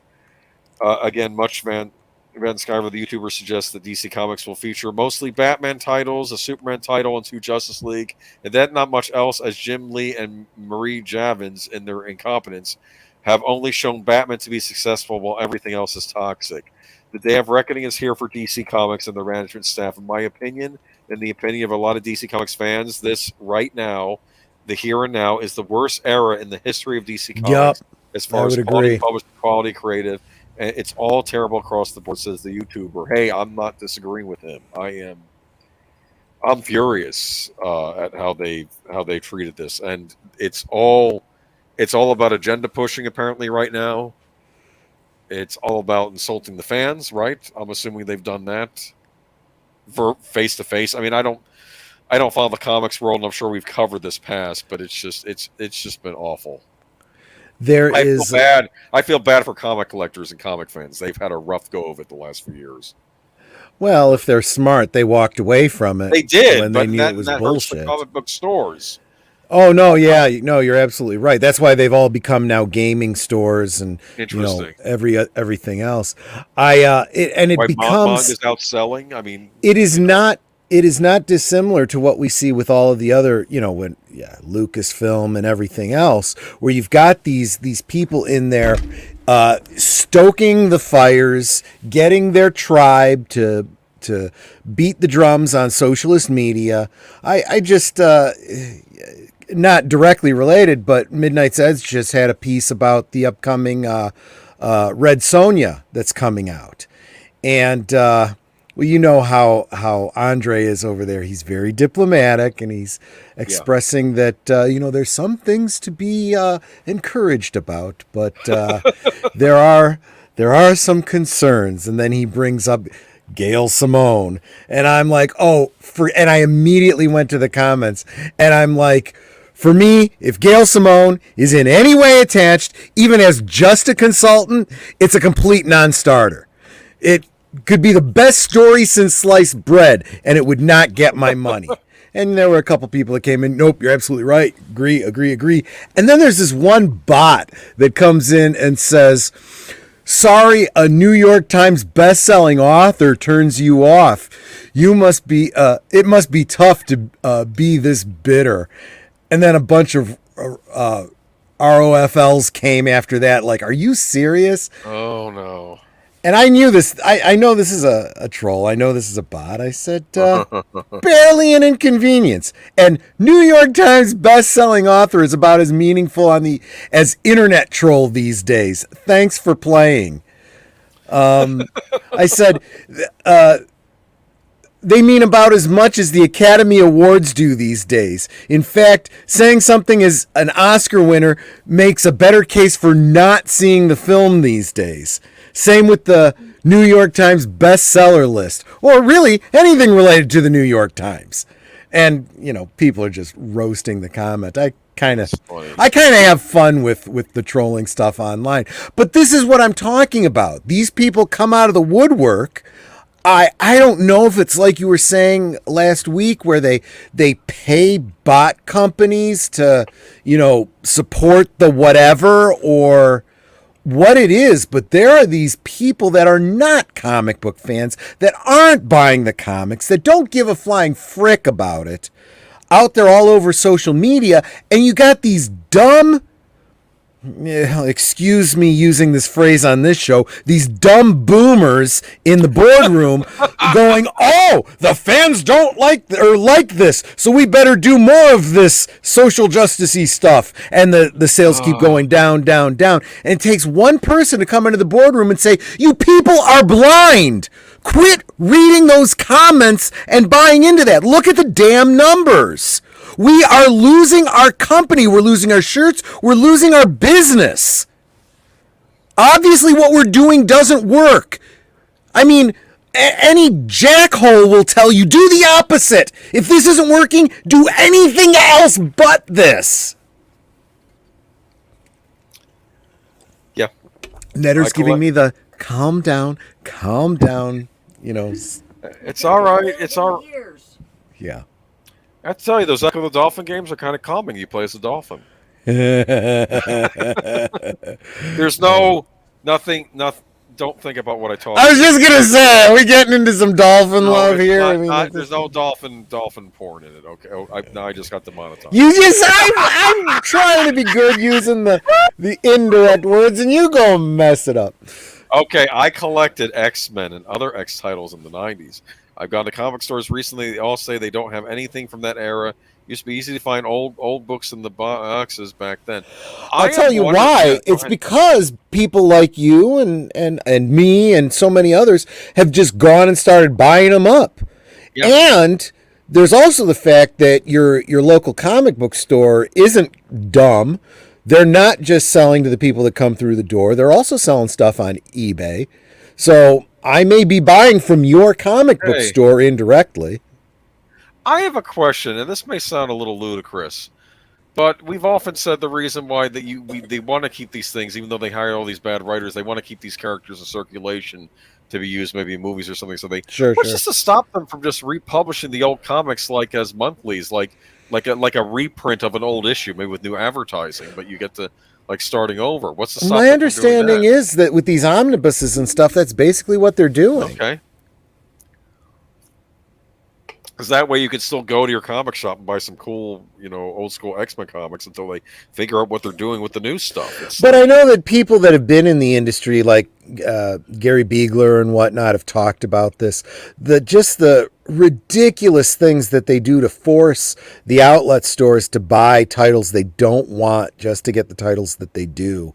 And what a money-losing proposition it is. That kind of predatory dispensation of titles is killing the market as badly as anything else. I've heard similar arguments about Disney and their release of films in theaters and whatnot. Yeah. J.J. Abrams and Bruce Timm's Batman Cape Crusader series canceled at HBO Max. Wow. The only reason we're bringing this up is because we brought it to you initially when it was first mentioned, just because it was news. But bye. There's a hatchet man over there at Warner's right now. HBO Max has canceled 6 more animated projects, including Batman Cape Crusader. On Monday, TV Line reported that the series, coming from Batman the Animated Series Bruce Timm, along with J.J. Abrams, is no longer being produced for HBO Max. It and the other 5 projects will reportedly continue production as they are shopped to other outlets. Batman Cape Crusader was given a series order from HBO Max and Cartoon Network 50 months ago and was set to be a reimagining of the Batman mythology. In addition to Tim and Abrams, Matt Reeves and Ed Brubaker also serve as executive producers on the project and was previously described as utilizing state-of-the-art animation techniques and technologies available. Batman Cape Crusader will once again reinvent Batman and his iconic rogues gallery with sophisticated storytelling, nuanced characters, and intense action sequences, all set in a visually striking world. The series would mark Tim's long-awaited return to Batman animation on television, as he spearheaded the Emmy-winning Batman the Animated Series for Reeves and Abrams. The collaboration is significant on multiple levels. For one thing, the pair have been friends and collaborators since they were 13 years old, working on projects such as Felicity and Cloverfield. On another level, both recently signed landmark deals with Warner Media, Abrams for an overall deal and Reeves for an overall television deal. Everyone's connected to Abrams. What does that tell you? His friends. Everything's, on the one hand, you say everything sucks. On the other hand, everything's connected to J.J. Abrams. Make the connection. Now, to be fair with Matt Reeves, I did not see the Batman yet. I'm not that enthused about it, but I know some people have liked it. I did like Matt Reeves' Apes movies. I think he did 2 of them at least, and I thought they were rather well done. His Planet of the Apes movies. So I'm not going to say that he's a bad director necessarily, but you're right. A lot of bad stuff seems to get tied back to Abrams. But and again, this is the problem that happens when you've got the bad reboot Jar Jar Abrams, boys involved, right? Is you can have all the talent come in, but they don't get free reign to do what they did in the past that made them successful. They've got to put out the crap they're being told to. That's 25% difference. That's what the idea that goes on behind the scenes.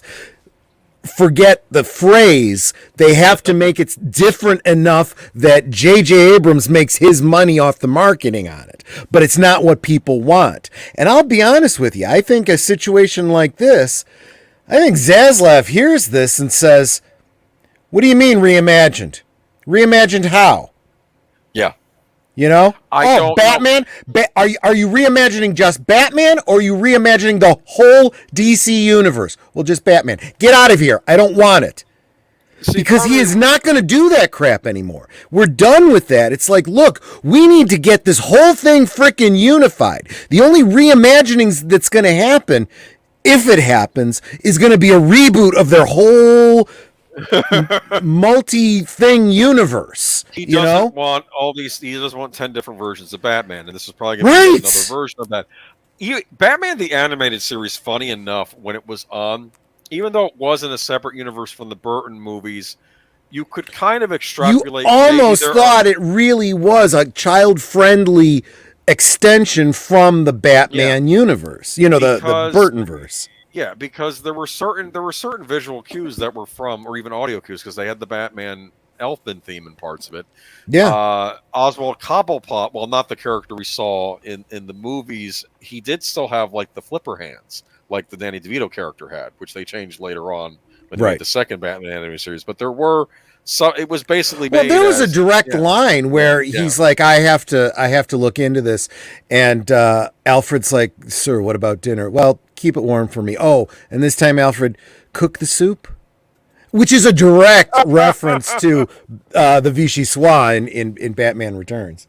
I remember. Oh, you know what? I miss the Burton Batman movies.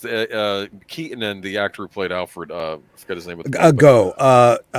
Something go. I'm forgetting. He was a his British actor. name. He was actually in a few Hammer movies, but they had good chemistry, didn't they? They did bounce off each other pretty well. But anyway, Yeah, also, he was also in one of my favorite early black and white Doctor Who episodes. I just can't remember. oh, the Celestial Toy Maker. The Celestial Toymaker. That's right. And Very good. he was going to return to Doctor Who.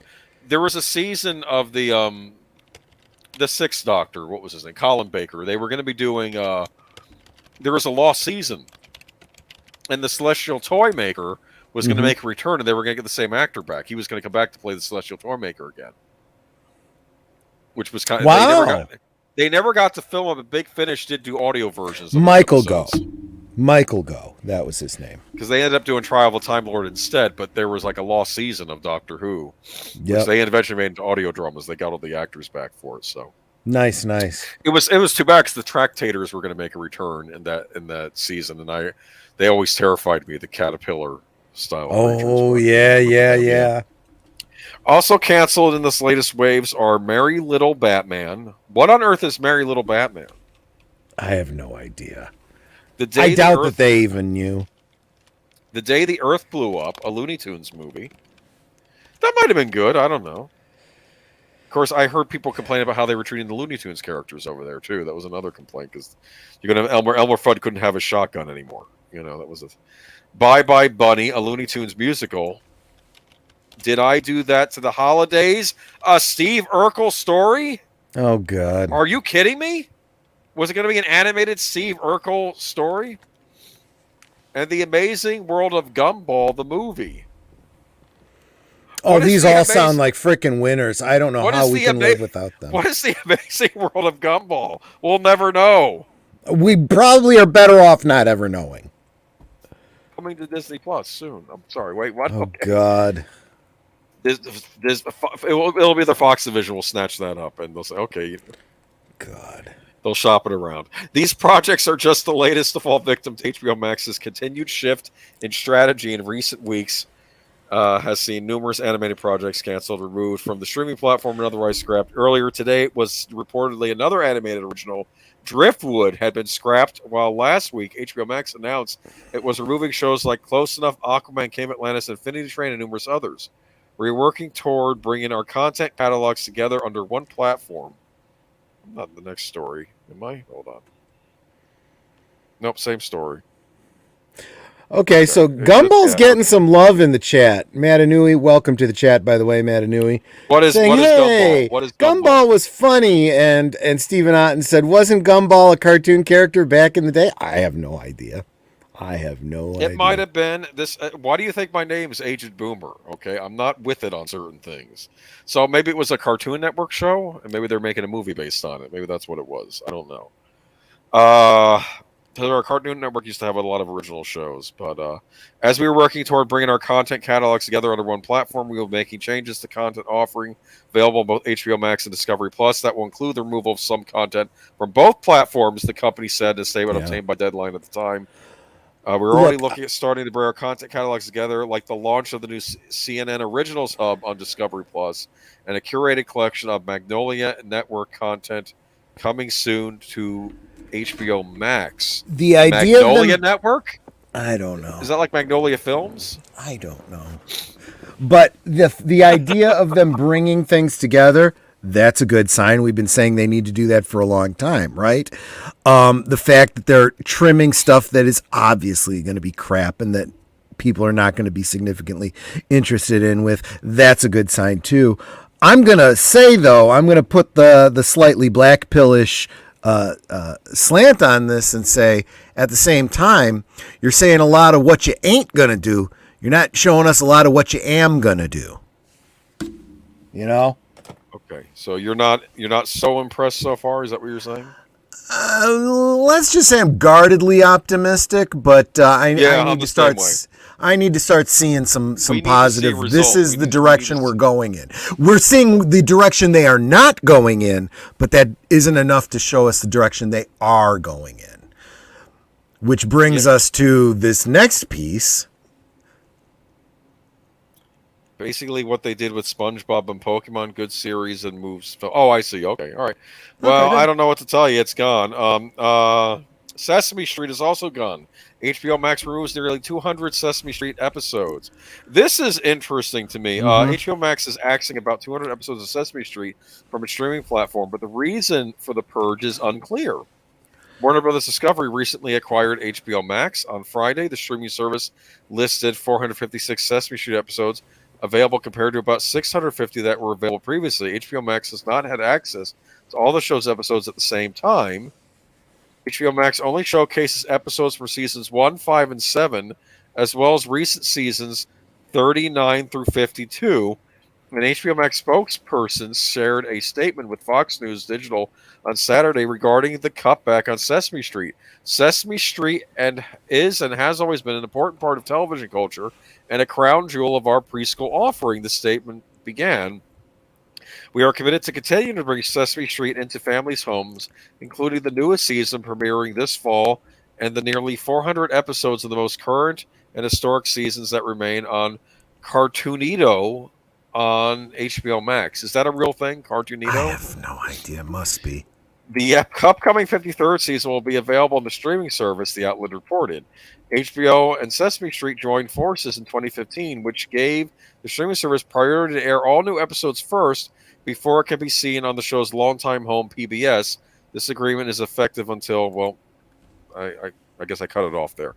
The Sesame Street cut comes after HBO made an announcement on Wednesday saying that at least 36 additional shows will be leaving the platform this week. That includes 20 HBO original shows, as well as Generation, Infinity Train, and earlier this month, all 8 of the Harry Potter films were axed. Warner Brothers Discovery shared the removal of the shows comes with the new pending contract with Discovery Plus. As we work toward bringing our content catalogs together under one platform, we will be making changes to content offering on both HBO Max and Discovery Plus, company said in the statement. That will include removal of some content. Okay, I've heard this 100 times. Harry, why did they remove Harry Potter? I have no idea. Maybe, J.K. Rowling bad. It's still a moneymaker. I know that they were originally on Peacock before they eventually moved back to HBO Max. Are they going back to Peacock now? Do they make a deal with somebody else? I'm getting a headache. Okay, let's move on. Still more fun HBO Max stuff. Okay, HBO Max removed 36 titles, including 20 originals from streaming.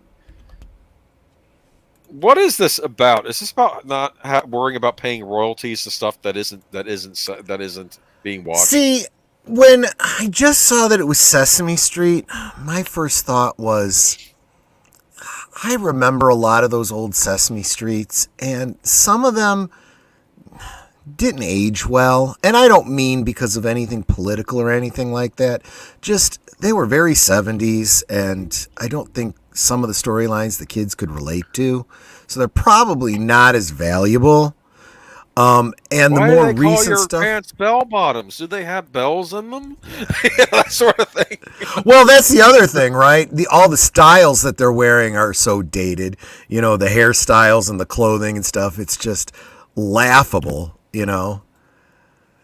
So I don't know. That I assumed that could be part of it. But there may be some issues regarding, I don't know. Is there licensing dollars involved or something? I don't know. Trim the synthetic fat. Cartoonito is an American programming block which premiered on September 13, 2021, Cartoon Network, and a dedicated section on the streaming service HBO Max. So I assume it's like Toonami, or there was another one they had too, which was Bagoozy. I think that was one, or I don't know. I'm not sounding like Senator Orrin Hatch saying Beaver and Buffco. I'm just, okay. HBO Max to remove 36. It'll happen to you too, kids. Okay, HBO Max to remove 36 titles, including 20 originals from streaming. Okay, so this is more stuff they're removing. Wait, so David said that Cartoonito targets a preschool audience around 2 to 6 years old. So what are they gonna, try to teach them about gender identity or something like that? Well, I think the original idea was, hey, you get your kid into, hey, watch Cartoonito, and there's the stuff where all the safe stuff is for the kids, right? But yeah, I did know that Sesame Street was getting a little political a few months back, and I don't know if that was stuff just available online, or if it was, or they were sticking on PBS. Apparently, PBS still gets Sesame Street; they just get them later. Mm-hmm. Okay. HBO Max will remove 36 titles from its service as early as this week. Variety had confirmed. Spokesperson says, "I don't want to read this name about merging platforms, synergy and all this other nonsense." Okay, removal of some content. Okay. Although HBO Max has removed several titles in the past weeks, including several Warner Brothers films, yeah, like Dirty Harry. Again, I'm not bitter or anything. And HBO TV shows such as Camping, Vinyl, Mrs. Fletcher, and Run. The latest announcement represents the largest quantity of titles to be taken off the service. In addition, 20 original HBO Max shows will be taken off the platform, including teen drama Generation, animated anthology series Infinity Train, holiday-themed reality dating show 12 Dates of Christmas, and Sesame Street spinoff The Not So Late Show with Elmo. It is currently unclear whether they will be made available on DVD or rental service, or if the removal will result in them becoming completely inaccessible. Minus the unspecified select group of Sesame Street specials, the complete list of titles taking off includes 12 Dates of Christmas, About Last Night, Aquaman, King of Atlantis. Remember I was complaining about that months back? Yeah.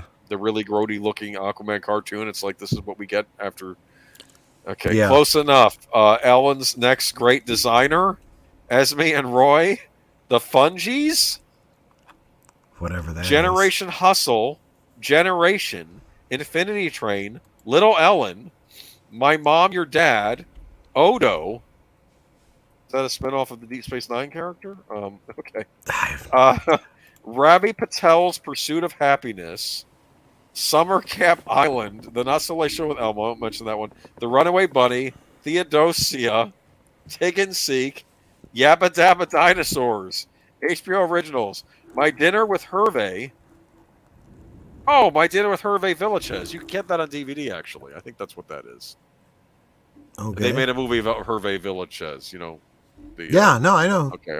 Tattoo. Right. The plane. Okay. Sure. Cher. I don't know what Cher is. Okay. Cartoon Network. Dodo. Elliot from Earth. Mau Mau. Heroes of Pure Heart. Mighty Magi Swords.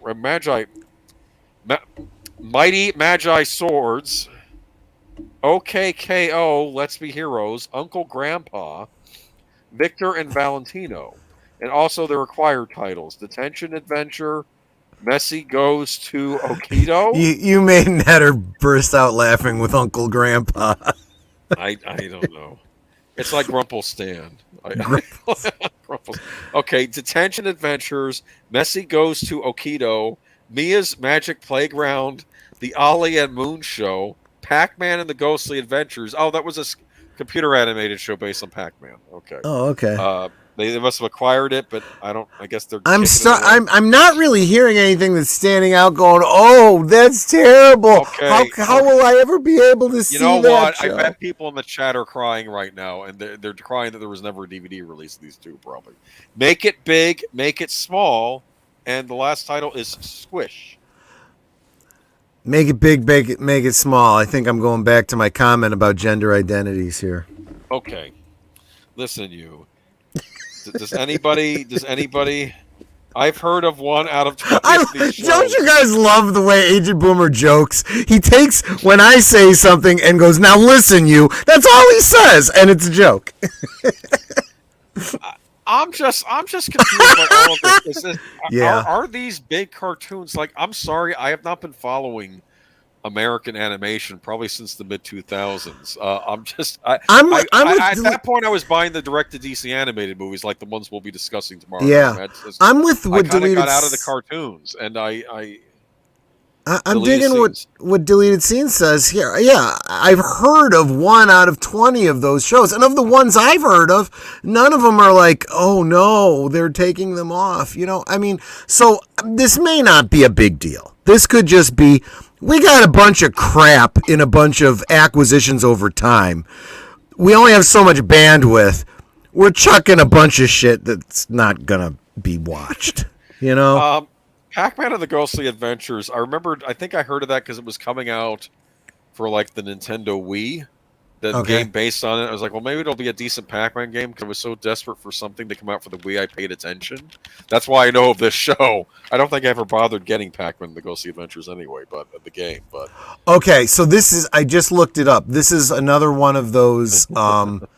Yeah, like you said, it's an animated, a CG type of thing. I thought this might have been that one from the 80s. It's not. It's something I've never heard about. So they should bring that back to one of these streaming platforms. Own physical media and don't wait for them to bring it back. No, like didn't they have a Donkey Kong show and a Pac-Man show, and they had a Cubert show, I think, as well. I remember back in the 80s, it was like the arcade hour. And I think Donkey Kong would keep getting loose, and Mario would have to go find him. Remember that was a show? I think that was a thing. Yeah. Yep. In fact, that version of Pac-Man back, it was like 82, 83. He actually even had some specials. There was the Halloween special. Yeah. Christmas Comes to Pac-Land, I have a question. Maybe we should do a good old days based on the video game cartoon. Right. I know we did Saturday morning cartoons once before. I think we talked about them then. But do you remember? Was Miss Pac-Man on the Pac-Man Adventures? Yeah, she was. So it wasn't Pac-Mom. No, it wasn't. It's not like people were fighting over Miss Pac-Man now, and now Namco's disavowing her because they're pissed because apparently some other company got the rights to her. And here we go. Warner Brothers released both seasons of Pac-Man on DVD in Region 1 as part of their Hanna-Barbera Classics collection. Neat. See, it would be cool. Own physical media. That's what I'm saying, guys. But I understand own physical media, but I also, why can't these companies get stuff together and just, because I understand how especially I can tell you part. You can't afford to have 100 DVDs or something, which I do, but it's like, but I can answer that at least in part. If they release it on DVD, it doesn't really cost them anything to do it, and that's how they see if people buy it. If people buy it, they know what kind of they can have a gauge for the value, and then they can say, okay, that might work on our streaming service. We'll throw that up there. If it doesn't sell, they're like, okay, people aren't interested in this, so we'll put some new content on instead. This is why movies on there already. I'm annoyed. The made-for-TNT Johnny Quest movies I never got to see. I've been wanting to watch them. So this is why I'm always saying own physical media, because that way these companies know what you're interested in. When you subscribe to a streaming service, they got your money. They don't know what you're actually watching. Yeah, they do technically, but they're not really paying attention. They pay attention when you buy the DVDs, because that's like literally a vote for that piece of content. Yeah. And you'll hear all of the bigger YouTubers, they may not even realize they're talking about it when they're talking about it.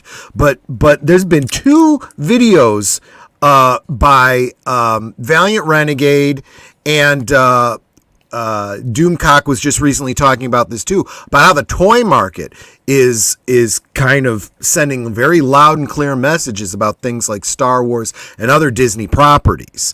So you're going to get a lot more influence on what kind of content these companies put out by buying the merch and the physical media than you do by what streaming service you subscribe to, if any. Animators react as HBO Max removes Close Enough, Infinity Train, OK, KO, and more. So these people that worked on these shows, here we go. Animators for shows like Close Enough, Tig and Seek, OK, KO, Summer Camp Island, and Infinity Train are sharing their thoughts as Warner Brothers Discovery removes their shows from HBO Max.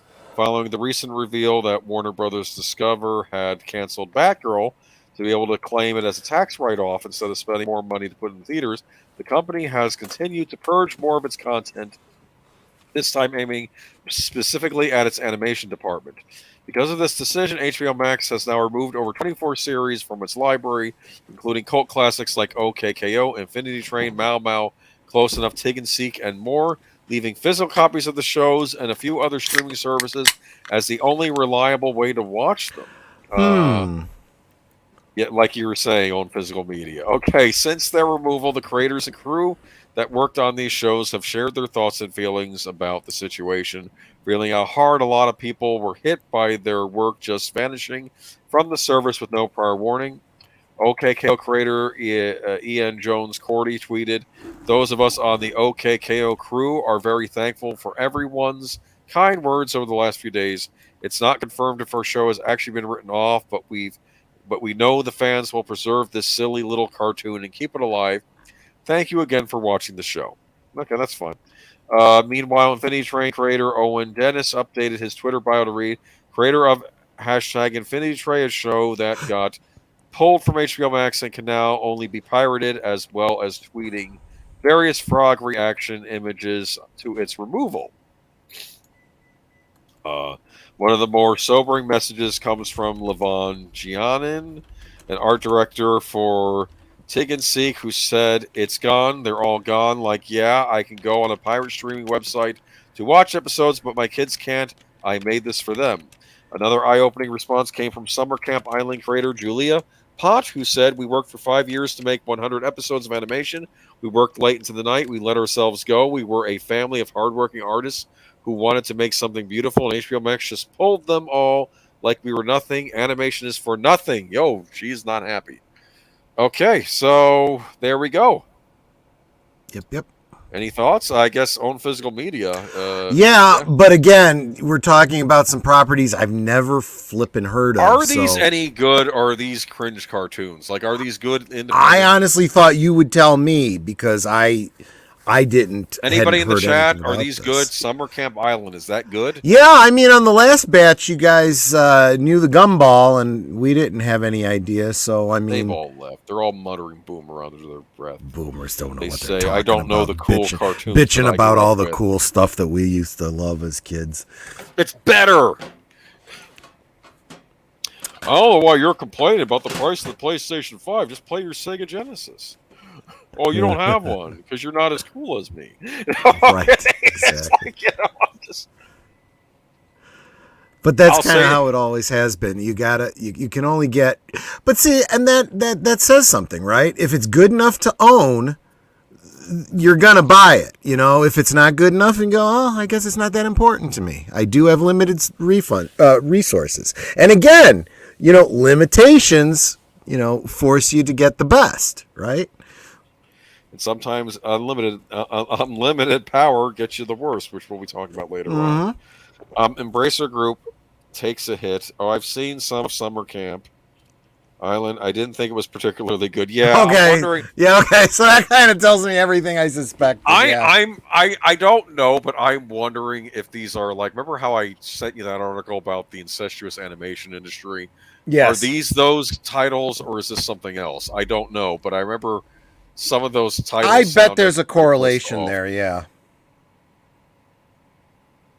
Yeah. And well, and I think it does go back to what you were just saying, where you have unlimited resources.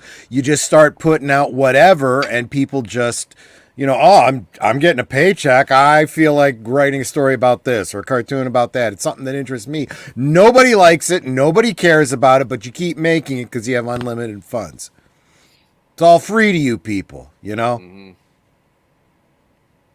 Embracer Group takes a hit as new game is banned.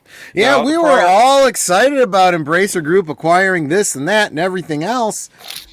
Now they're coming under some scrutiny, maybe. Oh, I think I'll be taking 2 Benadryl tonight. Okay, negative reviews of the new Saints Row I hope you video. don't have to work tomorrow then.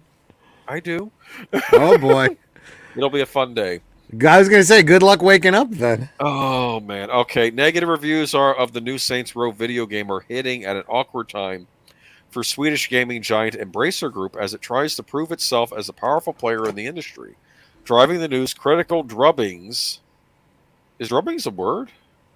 I don't know. These Critical people don't edit their articles, so it's I'm 6 of curious one now. after Okay. the other. Critical drubbings of the game commence at 10 a.m. Eastern time today. The stock price for Embracer Group, AB, dove right after. um, it's down more than 7% for the day. Critics have called the game terrible, generic, and quote unquote more like repetitive retread than a proper reboot. To be fair, another called it worthy of your time.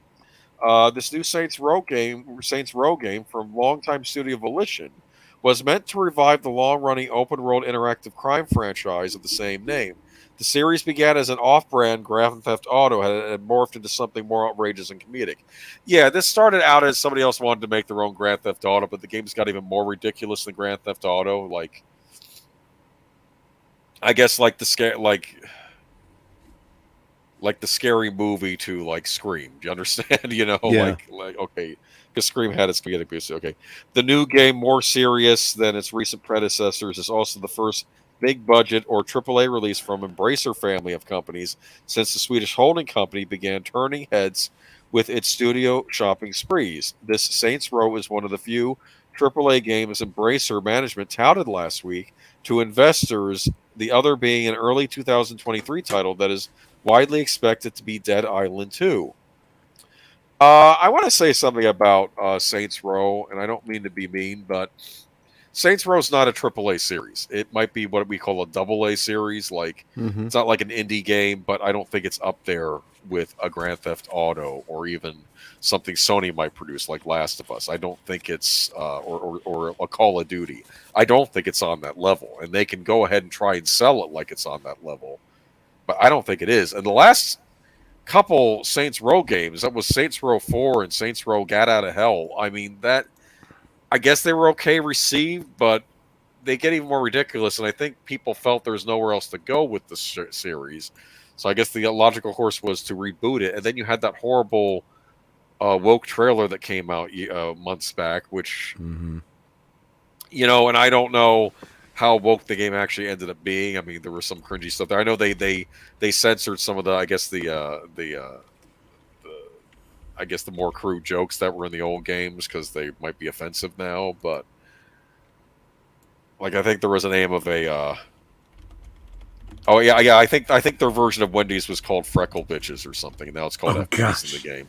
Or I don't know. I don't know if that's what it was. Or I don't know. It had a good sense of humor. That made me chuckle. That's Yeah. funny, Freckle Bitches.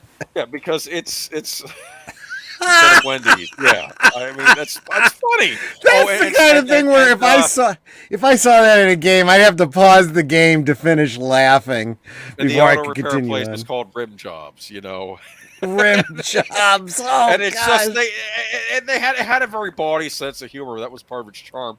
I think they had to tone down the less PC stuff in this new game. And anyway, but let's keep reading. Okay, between the lines, Embracer has brought dozens of game studios in recent years and has a chart on page 24 of its August 18th interim report to provide that most of the projects from those teams have had a solid return investment. Both those games tended to be smaller scale efforts in which the risks were relatively low and the upside of a breakout hit is considerable, like a indie title that cost relatively low. And the expense of AAA game development are what leads mega publishers like Square Enix to lament the relative underperformance of multi-million selling Tomb Raider games and sell the studios making them, soon to be owner of Tomb Raider and its developer studios Embracer. That was another article. Now they own Crystal Dynamics. They finalized that. So now they own the Tomb Raider developer.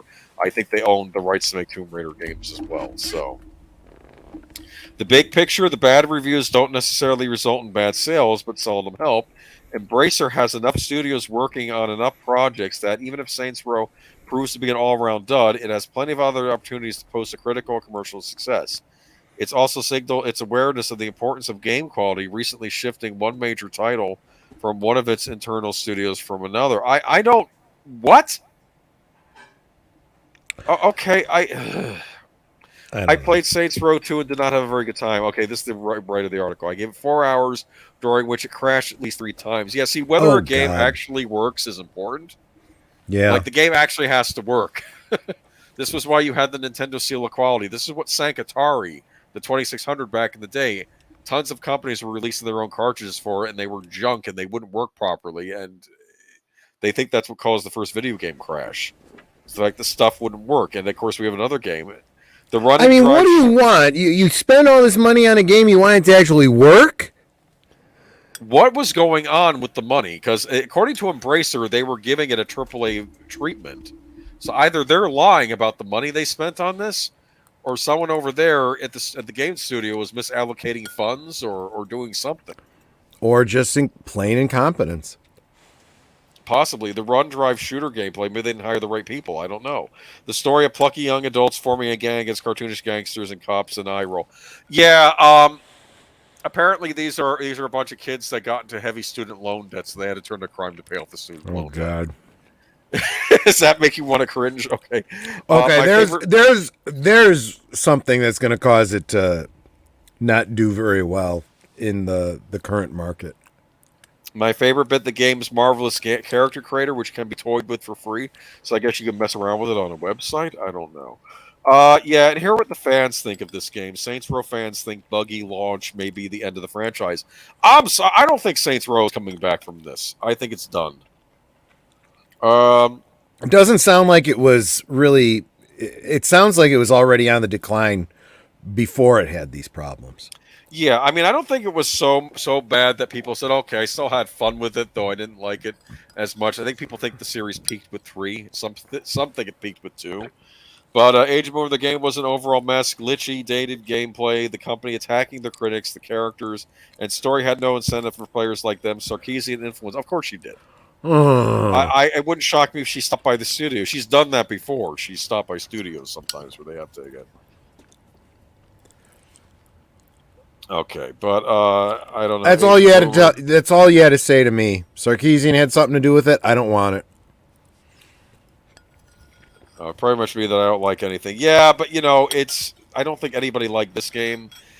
Like I said, I think that the Saints Row game was originally like a fun diversion, but I think some guy was pointing out in one of his reviews that like when you're doing a robbery or something, you couldn't even shoot the civilians, which you could do in prior games. I mean, it's all done tongue in cheek and stuff. It's all ridiculous, but the point is you get to cause mayhem. That's the point of the games. Okay, Saints Row fans think buggy launch means the end of the franchise. I'll just read from this real quick. Plethora of Saints Row bugs and have many franchise fans worry that this could be the death knell of the series. Our Saints Row reveal mentions a few of the bugs encountered during 20 hours of gameplay, which included a mission that had to be replayed several times and a bug that temporarily broke all takedown animations, but there are many more circulating on the internet. To be honest, things don't look good. I've been watching some of these glitches, graphical glitches. Like one has some guy getting into his car and driving away in the car. There are no wheels on the car. Another has him talking to this woman in an office, and she has no face. You're seeing the back of her head with the hair. It's just it's like this full dialogue thing. Okay, the Saints Row subreddit is currently aflame with one redditor wondering if the Grim Reaper has visited Saints Row.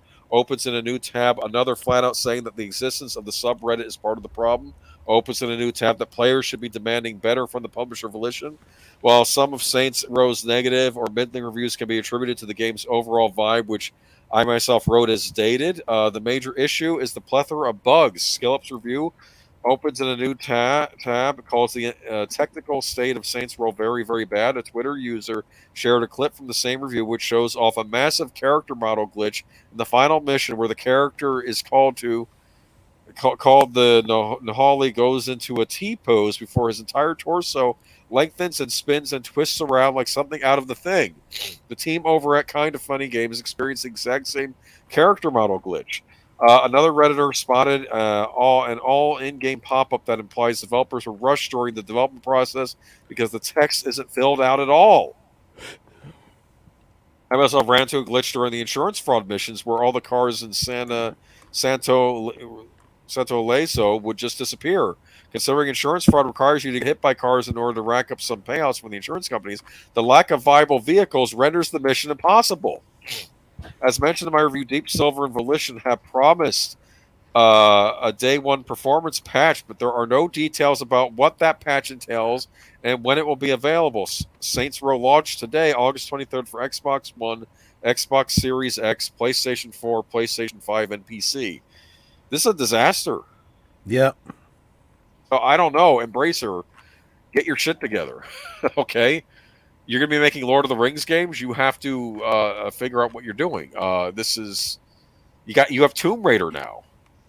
You need to be improving Tomb Raider under your watch, not making it worse than what we've seen.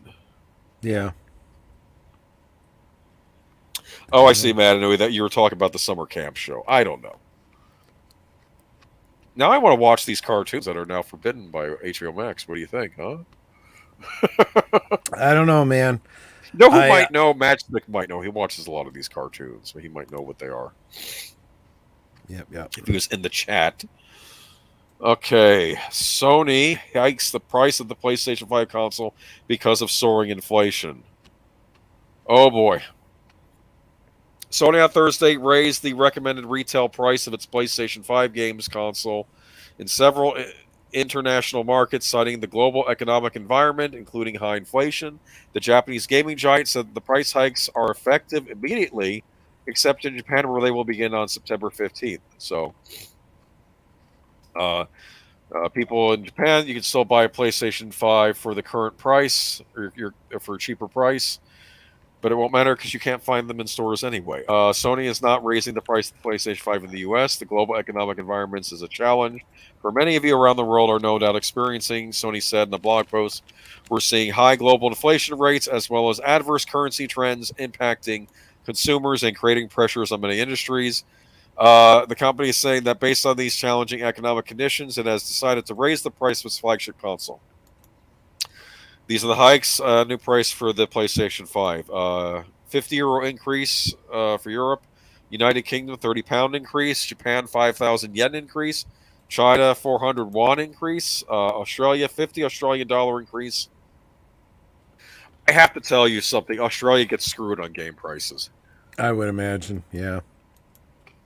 I'm not just saying like Australian dollars, US dollars. They used to price N64 games in Australia. They were like twice as much as they were in the United States. I don't know what was going on there. Mexico, 1,000 Mexican pesos increased to 14,999 Mexican pesos.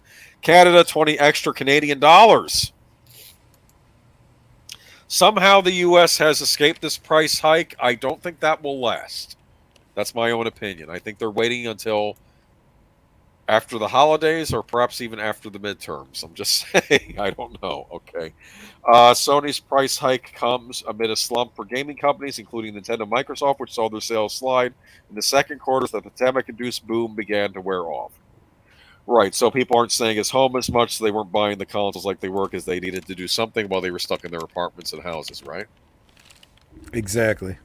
Rival Xbox, which is made by Microsoft, has not yet announced price hikes, given the fact the PlayStation 5 has been severely constrained since launch, as many consumers are unable to buy Sony's latest console, and the fact that Microsoft has shown no indication yet of increasing the Xbox Series pricing. There is no doubt that this price increase will have to be a hard decision to make. Piers Harding Rolls, research director at Ampere Analysis, wrote on a note Thursday. I have to say, though, I've seen videos online. I've heard things. They're thinking the Japanese customer is going to be giving up on PlayStation after this. I think they're mad.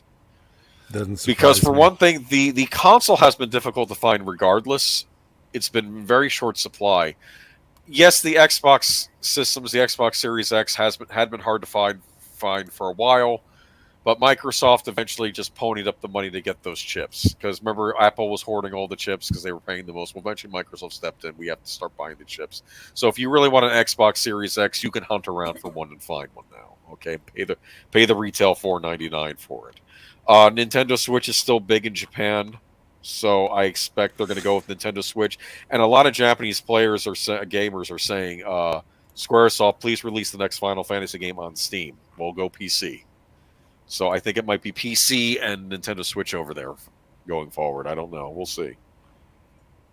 What Yep. do you say? I don't have a dog in the hunt. I don't even know. I don't know. These consoles are getting expensive. I mean, if they're going to be going up, they're already at 500, I think. Gosh, it seems like a lot. It seems like a lot, but it could get a lot worse too. I mean, I was expecting this to happen. Let's face facts. As inflation increases across the board, it's eventually going to start hitting these electronics. Well, and that's probably the one thing I can speak to is as inflation is just runaway right now. People are worried about paying for their gas and electric and food. They're not going to be able to afford game systems. It's going to be a long winter this year. Just remember that when you vote in November here in the States, people. I would be more concerned about the price hike if I could find a PlayStation 5. They still need to address that. Yeah, they're not available. And scalpers buy them. They sell them online for like twice the price. So, anyway, that's PlayStation 5. Let's move on. Future Lord of the Rings movies may feature a focus on Aragorn, Gandalf, and Gollum. You know, I think a good buddy comedy could work. Sure.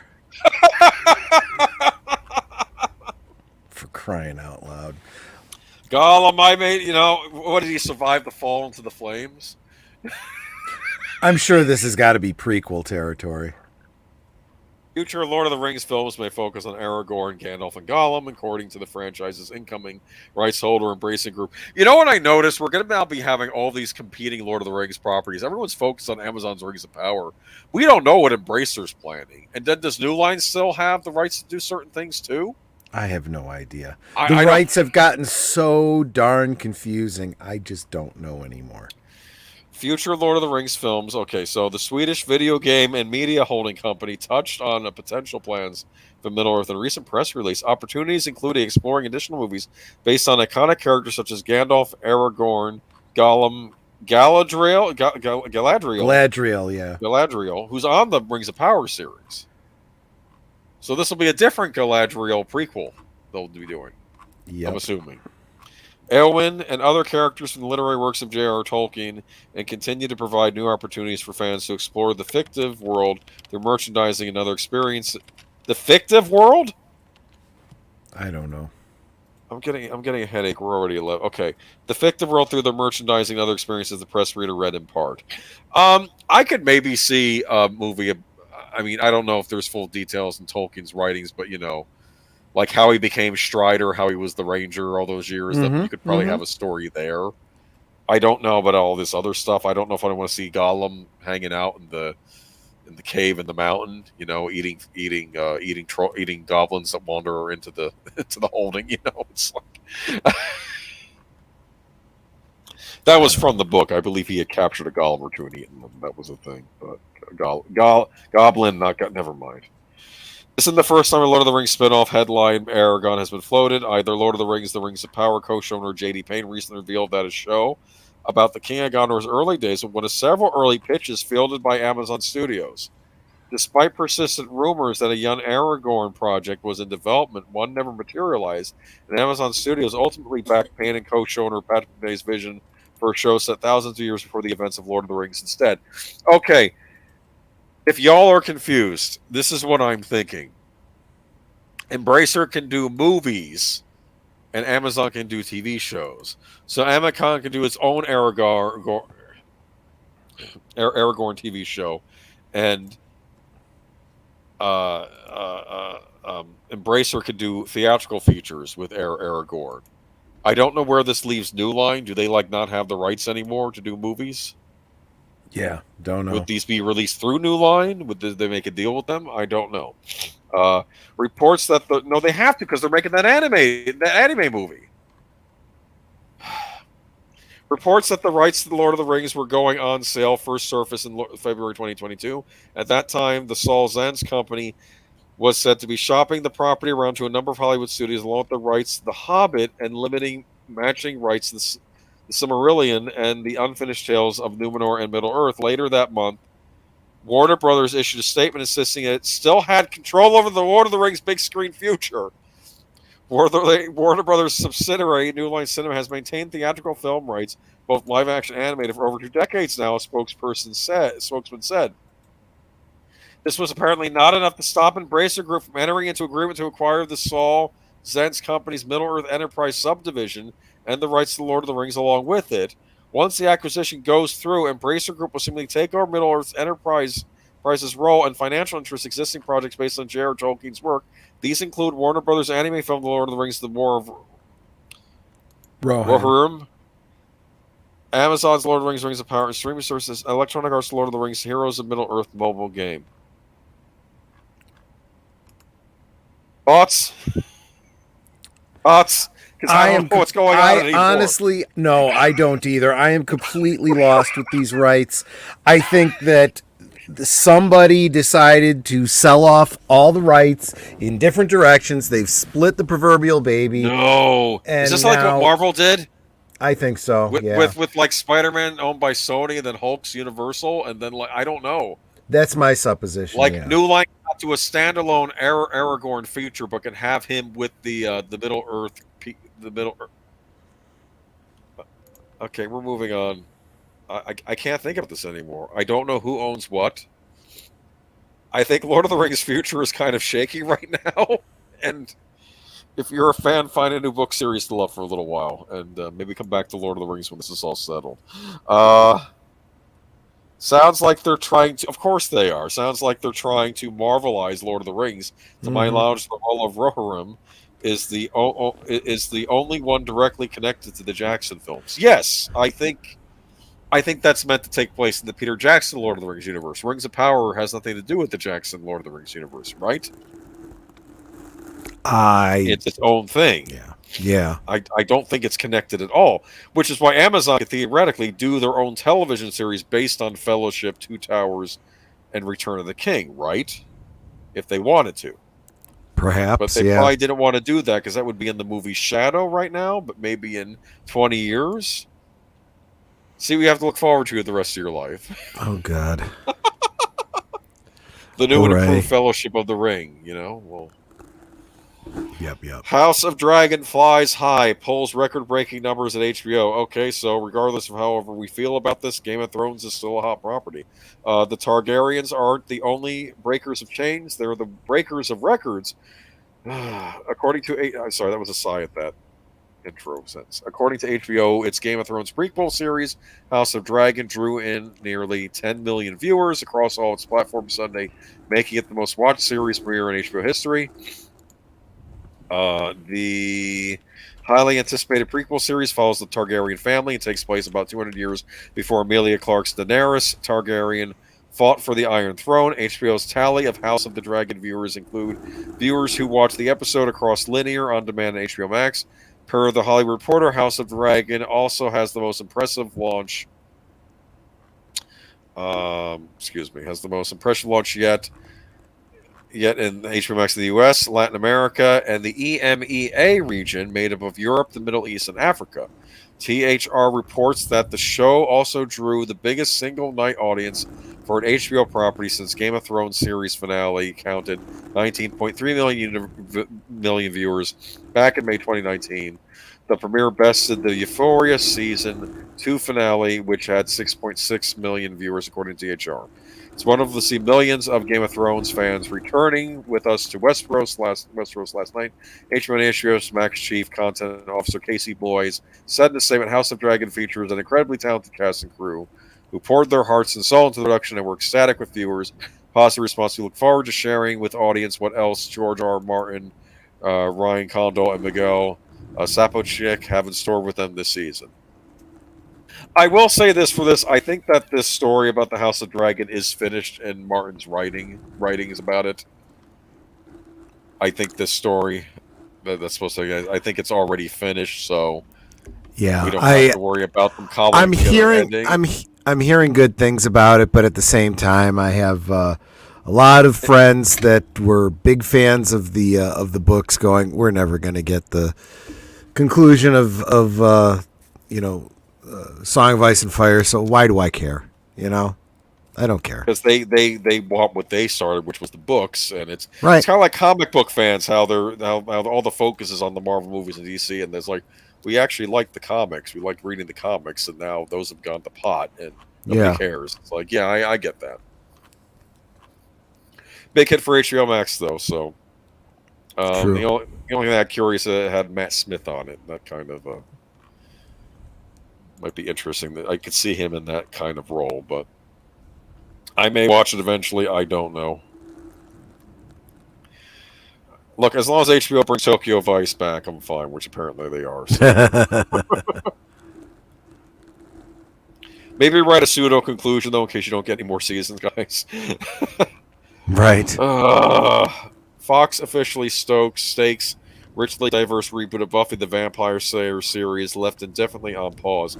Yeah, I have to say this one went about years ago, and nobody was happy about this. Even people, even apparently a lot of people on the woke left love Buffy the Vampire Slayer. They were angry about this reboot too, which I thought was Mm-hmm. kind of odd because it seemed like they were trying to placate them. But after lingering in limbo between night and day for almost 4 years, Fox has officially closed the coffin lid on their planned reboot of Buffy the Vampire Slayer, which the production studio promised would not only be richly diverse, but also feature heavy involvement from the series creator Joss Whedon. Well, he's kind of persona non grata now in Hollywood, so that might be part of the reason this is done.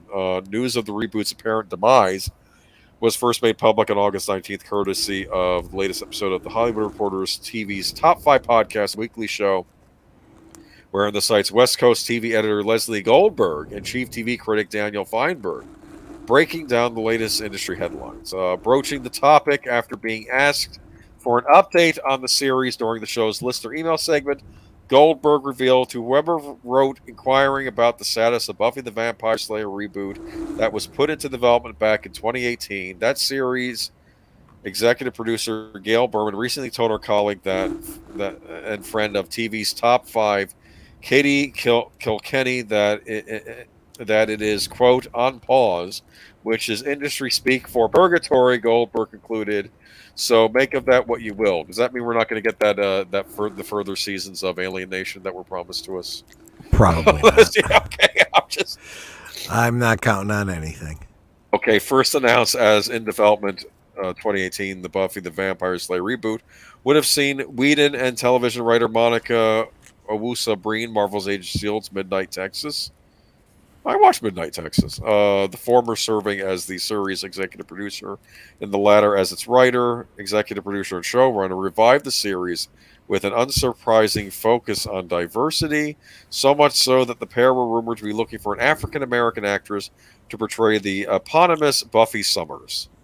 There you go. That's a non-starter for me right there. Here's what as soon as you recast it and it's not a continuation, I'm uninterested. Here's what makes no sense. As we know on Buffy the Vampire Slayer, there have been several Slayers throughout history. It passes someone. There have been, there was an actual African Vampire Slayer in the original series. Remember? Yes, there was. And, she did get killed, but, you can still do that and just have it be a different character. Have it somebody else, the Vampire Slayer. That way, Well, if you look at the way the show ended up, they opened it up so there was hundreds of Slayers. You could, it could become Vampire Slayer Chicago, Vampire Slayer New York, Vampire Slayer Bumble Who's at Texas, whatever, Why not just do it as a continuation? Exactly. But they can't do that. They've got to reboot. And the fans of the previous thing are not interested in reboot. Because I spent years. I bought all those DVDs. I bought the comic books. I loved that series. I am not going to reinvest in the same story with, different writers and characters. I'm not going to do it. I'm going on to something else. If you want to give me a continuation, I'll check it out. If you're going to reboot it, screw you. Not interested. And you can do a continuation with a black actress as a vampire slayer in the main role. No one Absolutely. It's the issue of having it be Buffy. But that's the thing. Why does it have to specifically be Buffy? And the social justice warriors will come out and go, well, you hate black people. That's why you don't. Apparently they were angry about it though. Anita Sarkeesian apparently was pissed about this, which I thought was odd considering it seems like something they'd be placating for when this was announced years back. But isn't Sarkeesian all about the feminism, not so much the maybe that's stuff. what it was. Maybe that's what it was. Maybe Buffy was a feminist icon on some level, so she didn't like that. It absolutely was. Yeah. I mean, people said it at the time. Yeah. Again, I didn't have a problem with it. Nobody did. So all of you, Comicsgate bashers that, want to come out of the woodwork, you forget that the same people that you're bashing as ists and phobes loved this stuff back in the day. There are key differences that have nothing to do with race and gender. Yeah. So, but whether or not this Mystery Slayer would have had any relation to the original black character Kendra Young is unknown. Well, they said she was going to be Buffy Summer. You can just make it a new character. It's fine. Make it a continuation. Like the whole stuff that happened in Sunnydale, and that could all be history now. And maybe there's still a bunch of other Slayers out there. Maybe something bad happened. And if you think Slayers, about it, back to one. I don't know. Think about real time. It really is, that far on. Since then, yeah. So you could set it in modern times. Before I became a writer, I was a fan for 7 seasons. I watched Buffy grow up, kill, love. I watched her fight and struggle that day. Okay, so separate statement. Yeah, so she attempted to assuage fans, fearing some writers it's Star Wars. Buffy the Vampire is my Star Wars. Okay, so I guess this was the one who was going to work on the series. There was only one Buffy, one Xander, one Willow, Giles, Cordelia, Oz, Tara, Kendra, Faith, Spike, Angel. They can't be replaced, she added. Josh Whedon's brilliant and beautiful series can't be replicated. I wouldn't try to. Okay, however, the author ultimately offered the caveat, but here we are 20 years later and the world seems a lot scarier, so maybe it could be time to meet a new Slayer. That's all I can say. Well, that's fine if you want to do a show about a new Slayer. Yeah. You can cast who you want. Okay, it's. I have no problem with a new Slayer. I do have a problem with a new Buffy. Yeah, that's the issue here. Okay, and the final news of the night. And I think I was copying this, and I think after a little while, I'm like, I'm not copying any more of this article. I'm done. It's done. Stick a fork in it. It's done. Yes, give her own mythology and don't call her Buffy, which is what they should do. And they could very easily do it because it's already been so many years later. It doesn't have to be a reboot. Yep. It could be that could be part of the history. It'd be this is like the next generation. That's what it could be. Find another funny name to call her, and then something the Vampire Slayer. That's what you do. Okay, Resident Evil series canceled. This is another one whose rights were confusing me because they had a Resident Evil movie, Welcome to Raccoon City, and they had the Netflix series. And is it like, does someone have the rights to make movies and someone else has the rights to make a series sort of thing? Again, I don't know. Do you want to think about this? Probably not. Netflix has opted not to order a second season of Resident Evil. It's action horror series loosely based on the popular video game franchise. The news, which comes a month and a half after the series' July 14th release, is not entirely surprising, as the drama did not have a particularly strong showing in Netflix top 10, and cost versus viewing is the streamer's leading renewal criterion.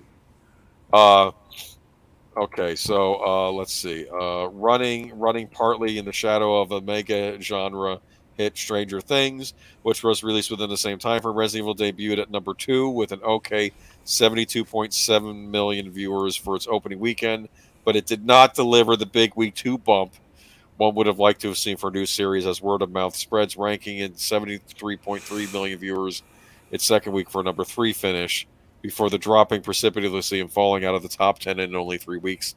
Latest Resident Evil Incarnation also logged underwhelming 55% from critics on Rotten Tomatoes and a 27% audience score. Well, the audience scores are always worse. Have you noticed this? Yeah. Are the critics just are some of these shills? Because I don't know why there is this much of a differentiation. You did see the clip I sent you and Mr. Matchstick, right? Or did I remember with the dance number? Yes. Do a lip a dance number. Yes.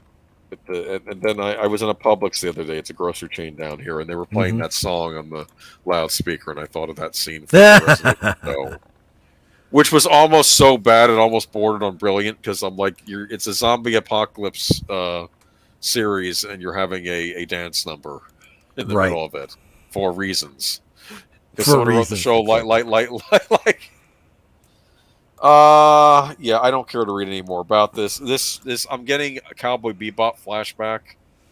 That's another Japanese property that they buy the rights to. They screw it up. It doesn't. It pisses off the fans. Doesn't get new people, and it tanks in the ratings. Yep. Okay. Watch the Paul Thomas Anderson movies. They're fun. Okay. People hate them, granted, but I think they're fun B movies, and at least they got some of the characters right. Constantine Films owns or did own the film rights. The series is separate. RE 25% different. That's why it was so different. Yeah. That's why they're completely changing Albert Wesker for the show. You can use the name. He just can't be the blonde guy with the sunglasses. It's just, I I'm like going to start. Actor who played him. He was on Fringe. I loved him. I'm going to start saying to people that don't understand this concept of 25% different. That's not a real thing. Da, da, da, da. Okay. Fine. From now on, I'll start paying you in currency that's 25% different. Okay? Because it's my own thing. See how far you can get with that.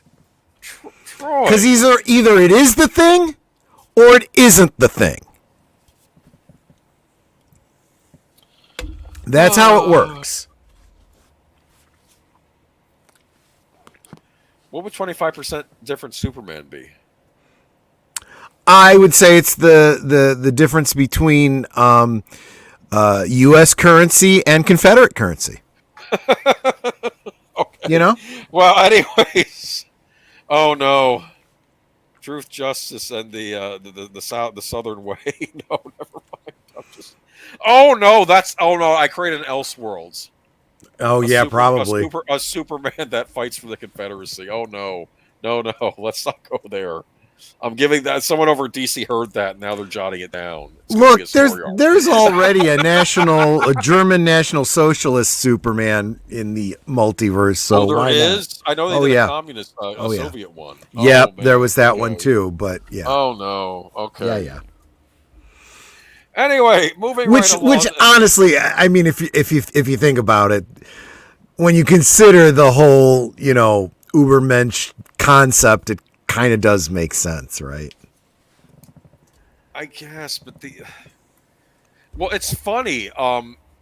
I think I remember reading originally the original prototype Superman, or like in comics, was not about a hero getting superpowers. No, it was about a Lex Luthor type character, like villains getting these superpowers and a regular person having to stop them. But then they ended up reversing that because usually the idea of a Superman, it's usually some guy who's going to turn out bad.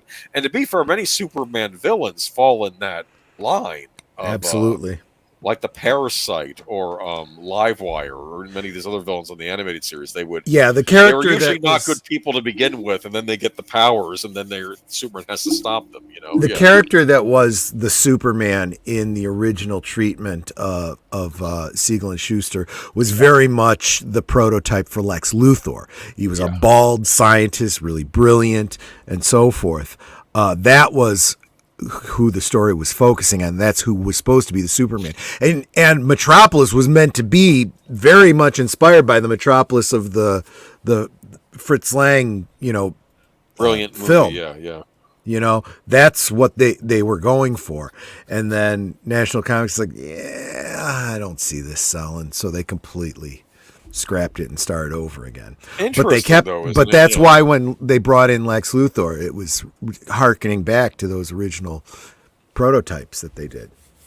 Yeah. Okay. Yep. Well, that's it for tonight. I'm shocked that we got to 11:30. I thought we'd be here till midnight. Okay, I'm sorry. We had a ton of stories. Some weeks are nothing. Some weeks were a ton. Like I did talk about Embracer finalizing getting those Square Studios. We touched on that weeks ago, and I gotta tell you, if you want a Sega Genesis Mini, though, you got to pick one up. You got to pre-order one because they're going to be short supply because of our wonderful chip shortage. This chip shortage, everything is messed up right now. Have you noticed that I sent you a thing about the housing rental thing going on? Oh yeah, absolutely. Apparently and I've known about the chip thing for a while. I have a buddy, my attorney actually. He was trying to get a new laptop, and it took him months. And that's why I'm struggling here because Netter and I are still trying to figure out what I'm going to get. And I'm like, every day that goes by, it's one day longer before I can actually get that order in and then sit and hurry up and wait for it. And weeks and weeks are going to go by. I have a suggestion. Hmm. It's called a Mac. Screw you, dude. Oh, I'm sorry. I didn't realize that Macs don't use these microchips. Whole different technology, huh? They must use vacuum tubes. No, it's funny though. The Mac I got, this was the older model they were trying to get. It's a wind-up model? Smart guy. I did get it at a discount. It was still horrible. He calls me a smart guy after he throws that line out. All right. Anyways, what you got? What we both have going. What do we both have coming up tomorrow night over on Mr. Matchstick's Matchstick's channel? After Mr. Matchstick stopped by and abandoned us now, he's probably not even here anymore. We needed your help on those cartoons, Matchstick, because I know That's you know right. what they are. Anyway, 8:30 tomorrow, we will be doing a discussion of 3 of the direct-to-video DC animated features, which are Superman, Man of Tomorrow, Batman Under the Red Hood, and the Wonder Woman movie. Crisis. I'm sorry. Justice League Crisis. Did you watch Justice League Crisis on Two Earths? I did. Okay, you got to watch that before. Okay. The Wonder Woman. I thought we were doing the Trinity. I thought we were doing Superman, Batman, Wonder Woman. What we're going to do next time is Wonder Woman, Green Lantern, and then Justice League New Frontier, which is based on the Darwin Cook graphic novel. But no, this will be good. I was actually having to rewatch Man of Tomorrow since that one I watched the least, so I rewatched it today. I liked how Luthor was treated in that. I'll say that, but I'll save this discussion for tomorrow. Okay. All right. On Wednesday, I will be on Soundtracks of Birdman with special guest Big Al. We'll be Boris the Spider. A rewatch of 8-Legged Freaks, which I had watched for the first time over the weekend, because I'd never seen it. I liked the actress playing the mom. I forgot her name, but I could see her as the mother of Scarlett Johansson. They had kind of similar features. But I'm trying to think what else. Friday, what do you have going on? Actually, what else do you have going on? Do you have anything going on any other days besides? No, I don't think so. No. Tuesday. Tuesday. What am I talking about? Friday. On Last Call, special guest bartender is Wakasashi Tea House. I did a stream with him over on Pop's channel, and that was 2 months ago, so we're finally getting him on the channel.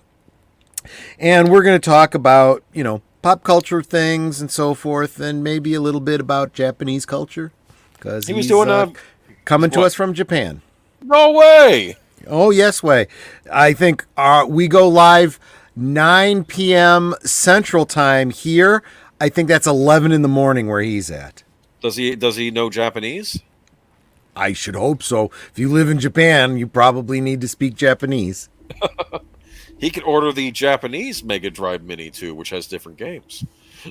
Oh yeah. Well, you guys will have some stuff to talk through then. You probably have some interesting. I'm the boomer that cares about the Genesis. They're all like, I can just get those at a collection if I want to play them on my Switch. That's right. PC. Just download it on Steam. Get them on Steam. You get them on the Switch. You can get them on Xbox and PlayStation. But I like having. But what you're saying is you want to own physical media. In this case, yes. And what I like about these systems is they're self-contained. As long as nothing happens to the actual console itself, they'll always be there. Knock on wood. Okay, but there's no internet. There's no internet with them. They're just self-contained devices, which you don't get now. Every gaming device. Well, I was going to say back then there was no internet. Not completely true, because there was a device that came out for the Genesis of Super Nintendo that you could connect online to play, I guess, Street Fighter, or maybe it was Doom. I think you could play the Super Nintendo Doom, which was not a great version of Doom, but you could play that online. There were a couple. It was so basic though back then, not even funny. Online didn't really become a thing until a couple generations later. But yeah. All right, y'all have a good week, and we will catch us throughout the week. We'll be on Matchstick's channel tomorrow, and it's a cool stream on Friday night. All right, And what about Saturday? What do you have going on? I should mention that. Yeah. Saturday. Netter's Network. Saturday over on Netter's Network. Have we finalized the movie? Are we gonna? make that announcement. Okay, so we're going with Buckaroo Banzai and his adventures across that's the a eighth good dimension. one. Yep. That's a good one. I have Because no matter where you go, there you are. Is that where that comes from? Yep. I have the Blu-ray of Buckaroo Banzai. It now fetches a small fortune. This is There why you you should go. be thankful. This is why you should be thankful for. Do you want to guest host with us? I don't know Boomer? if I can make it Saturday, Gotcha. but if I can, I'll pop by. I'll send you a note before the show if I can make. But don't count on it. But Okay. we'll see because I am but that's usually movie night at my house. But like I said, we'll see. We'll see. Okay. See. That's all I'll say. We'll leave it up in the air. All right. Catch you later. Bye bye. Take care. Bye bye.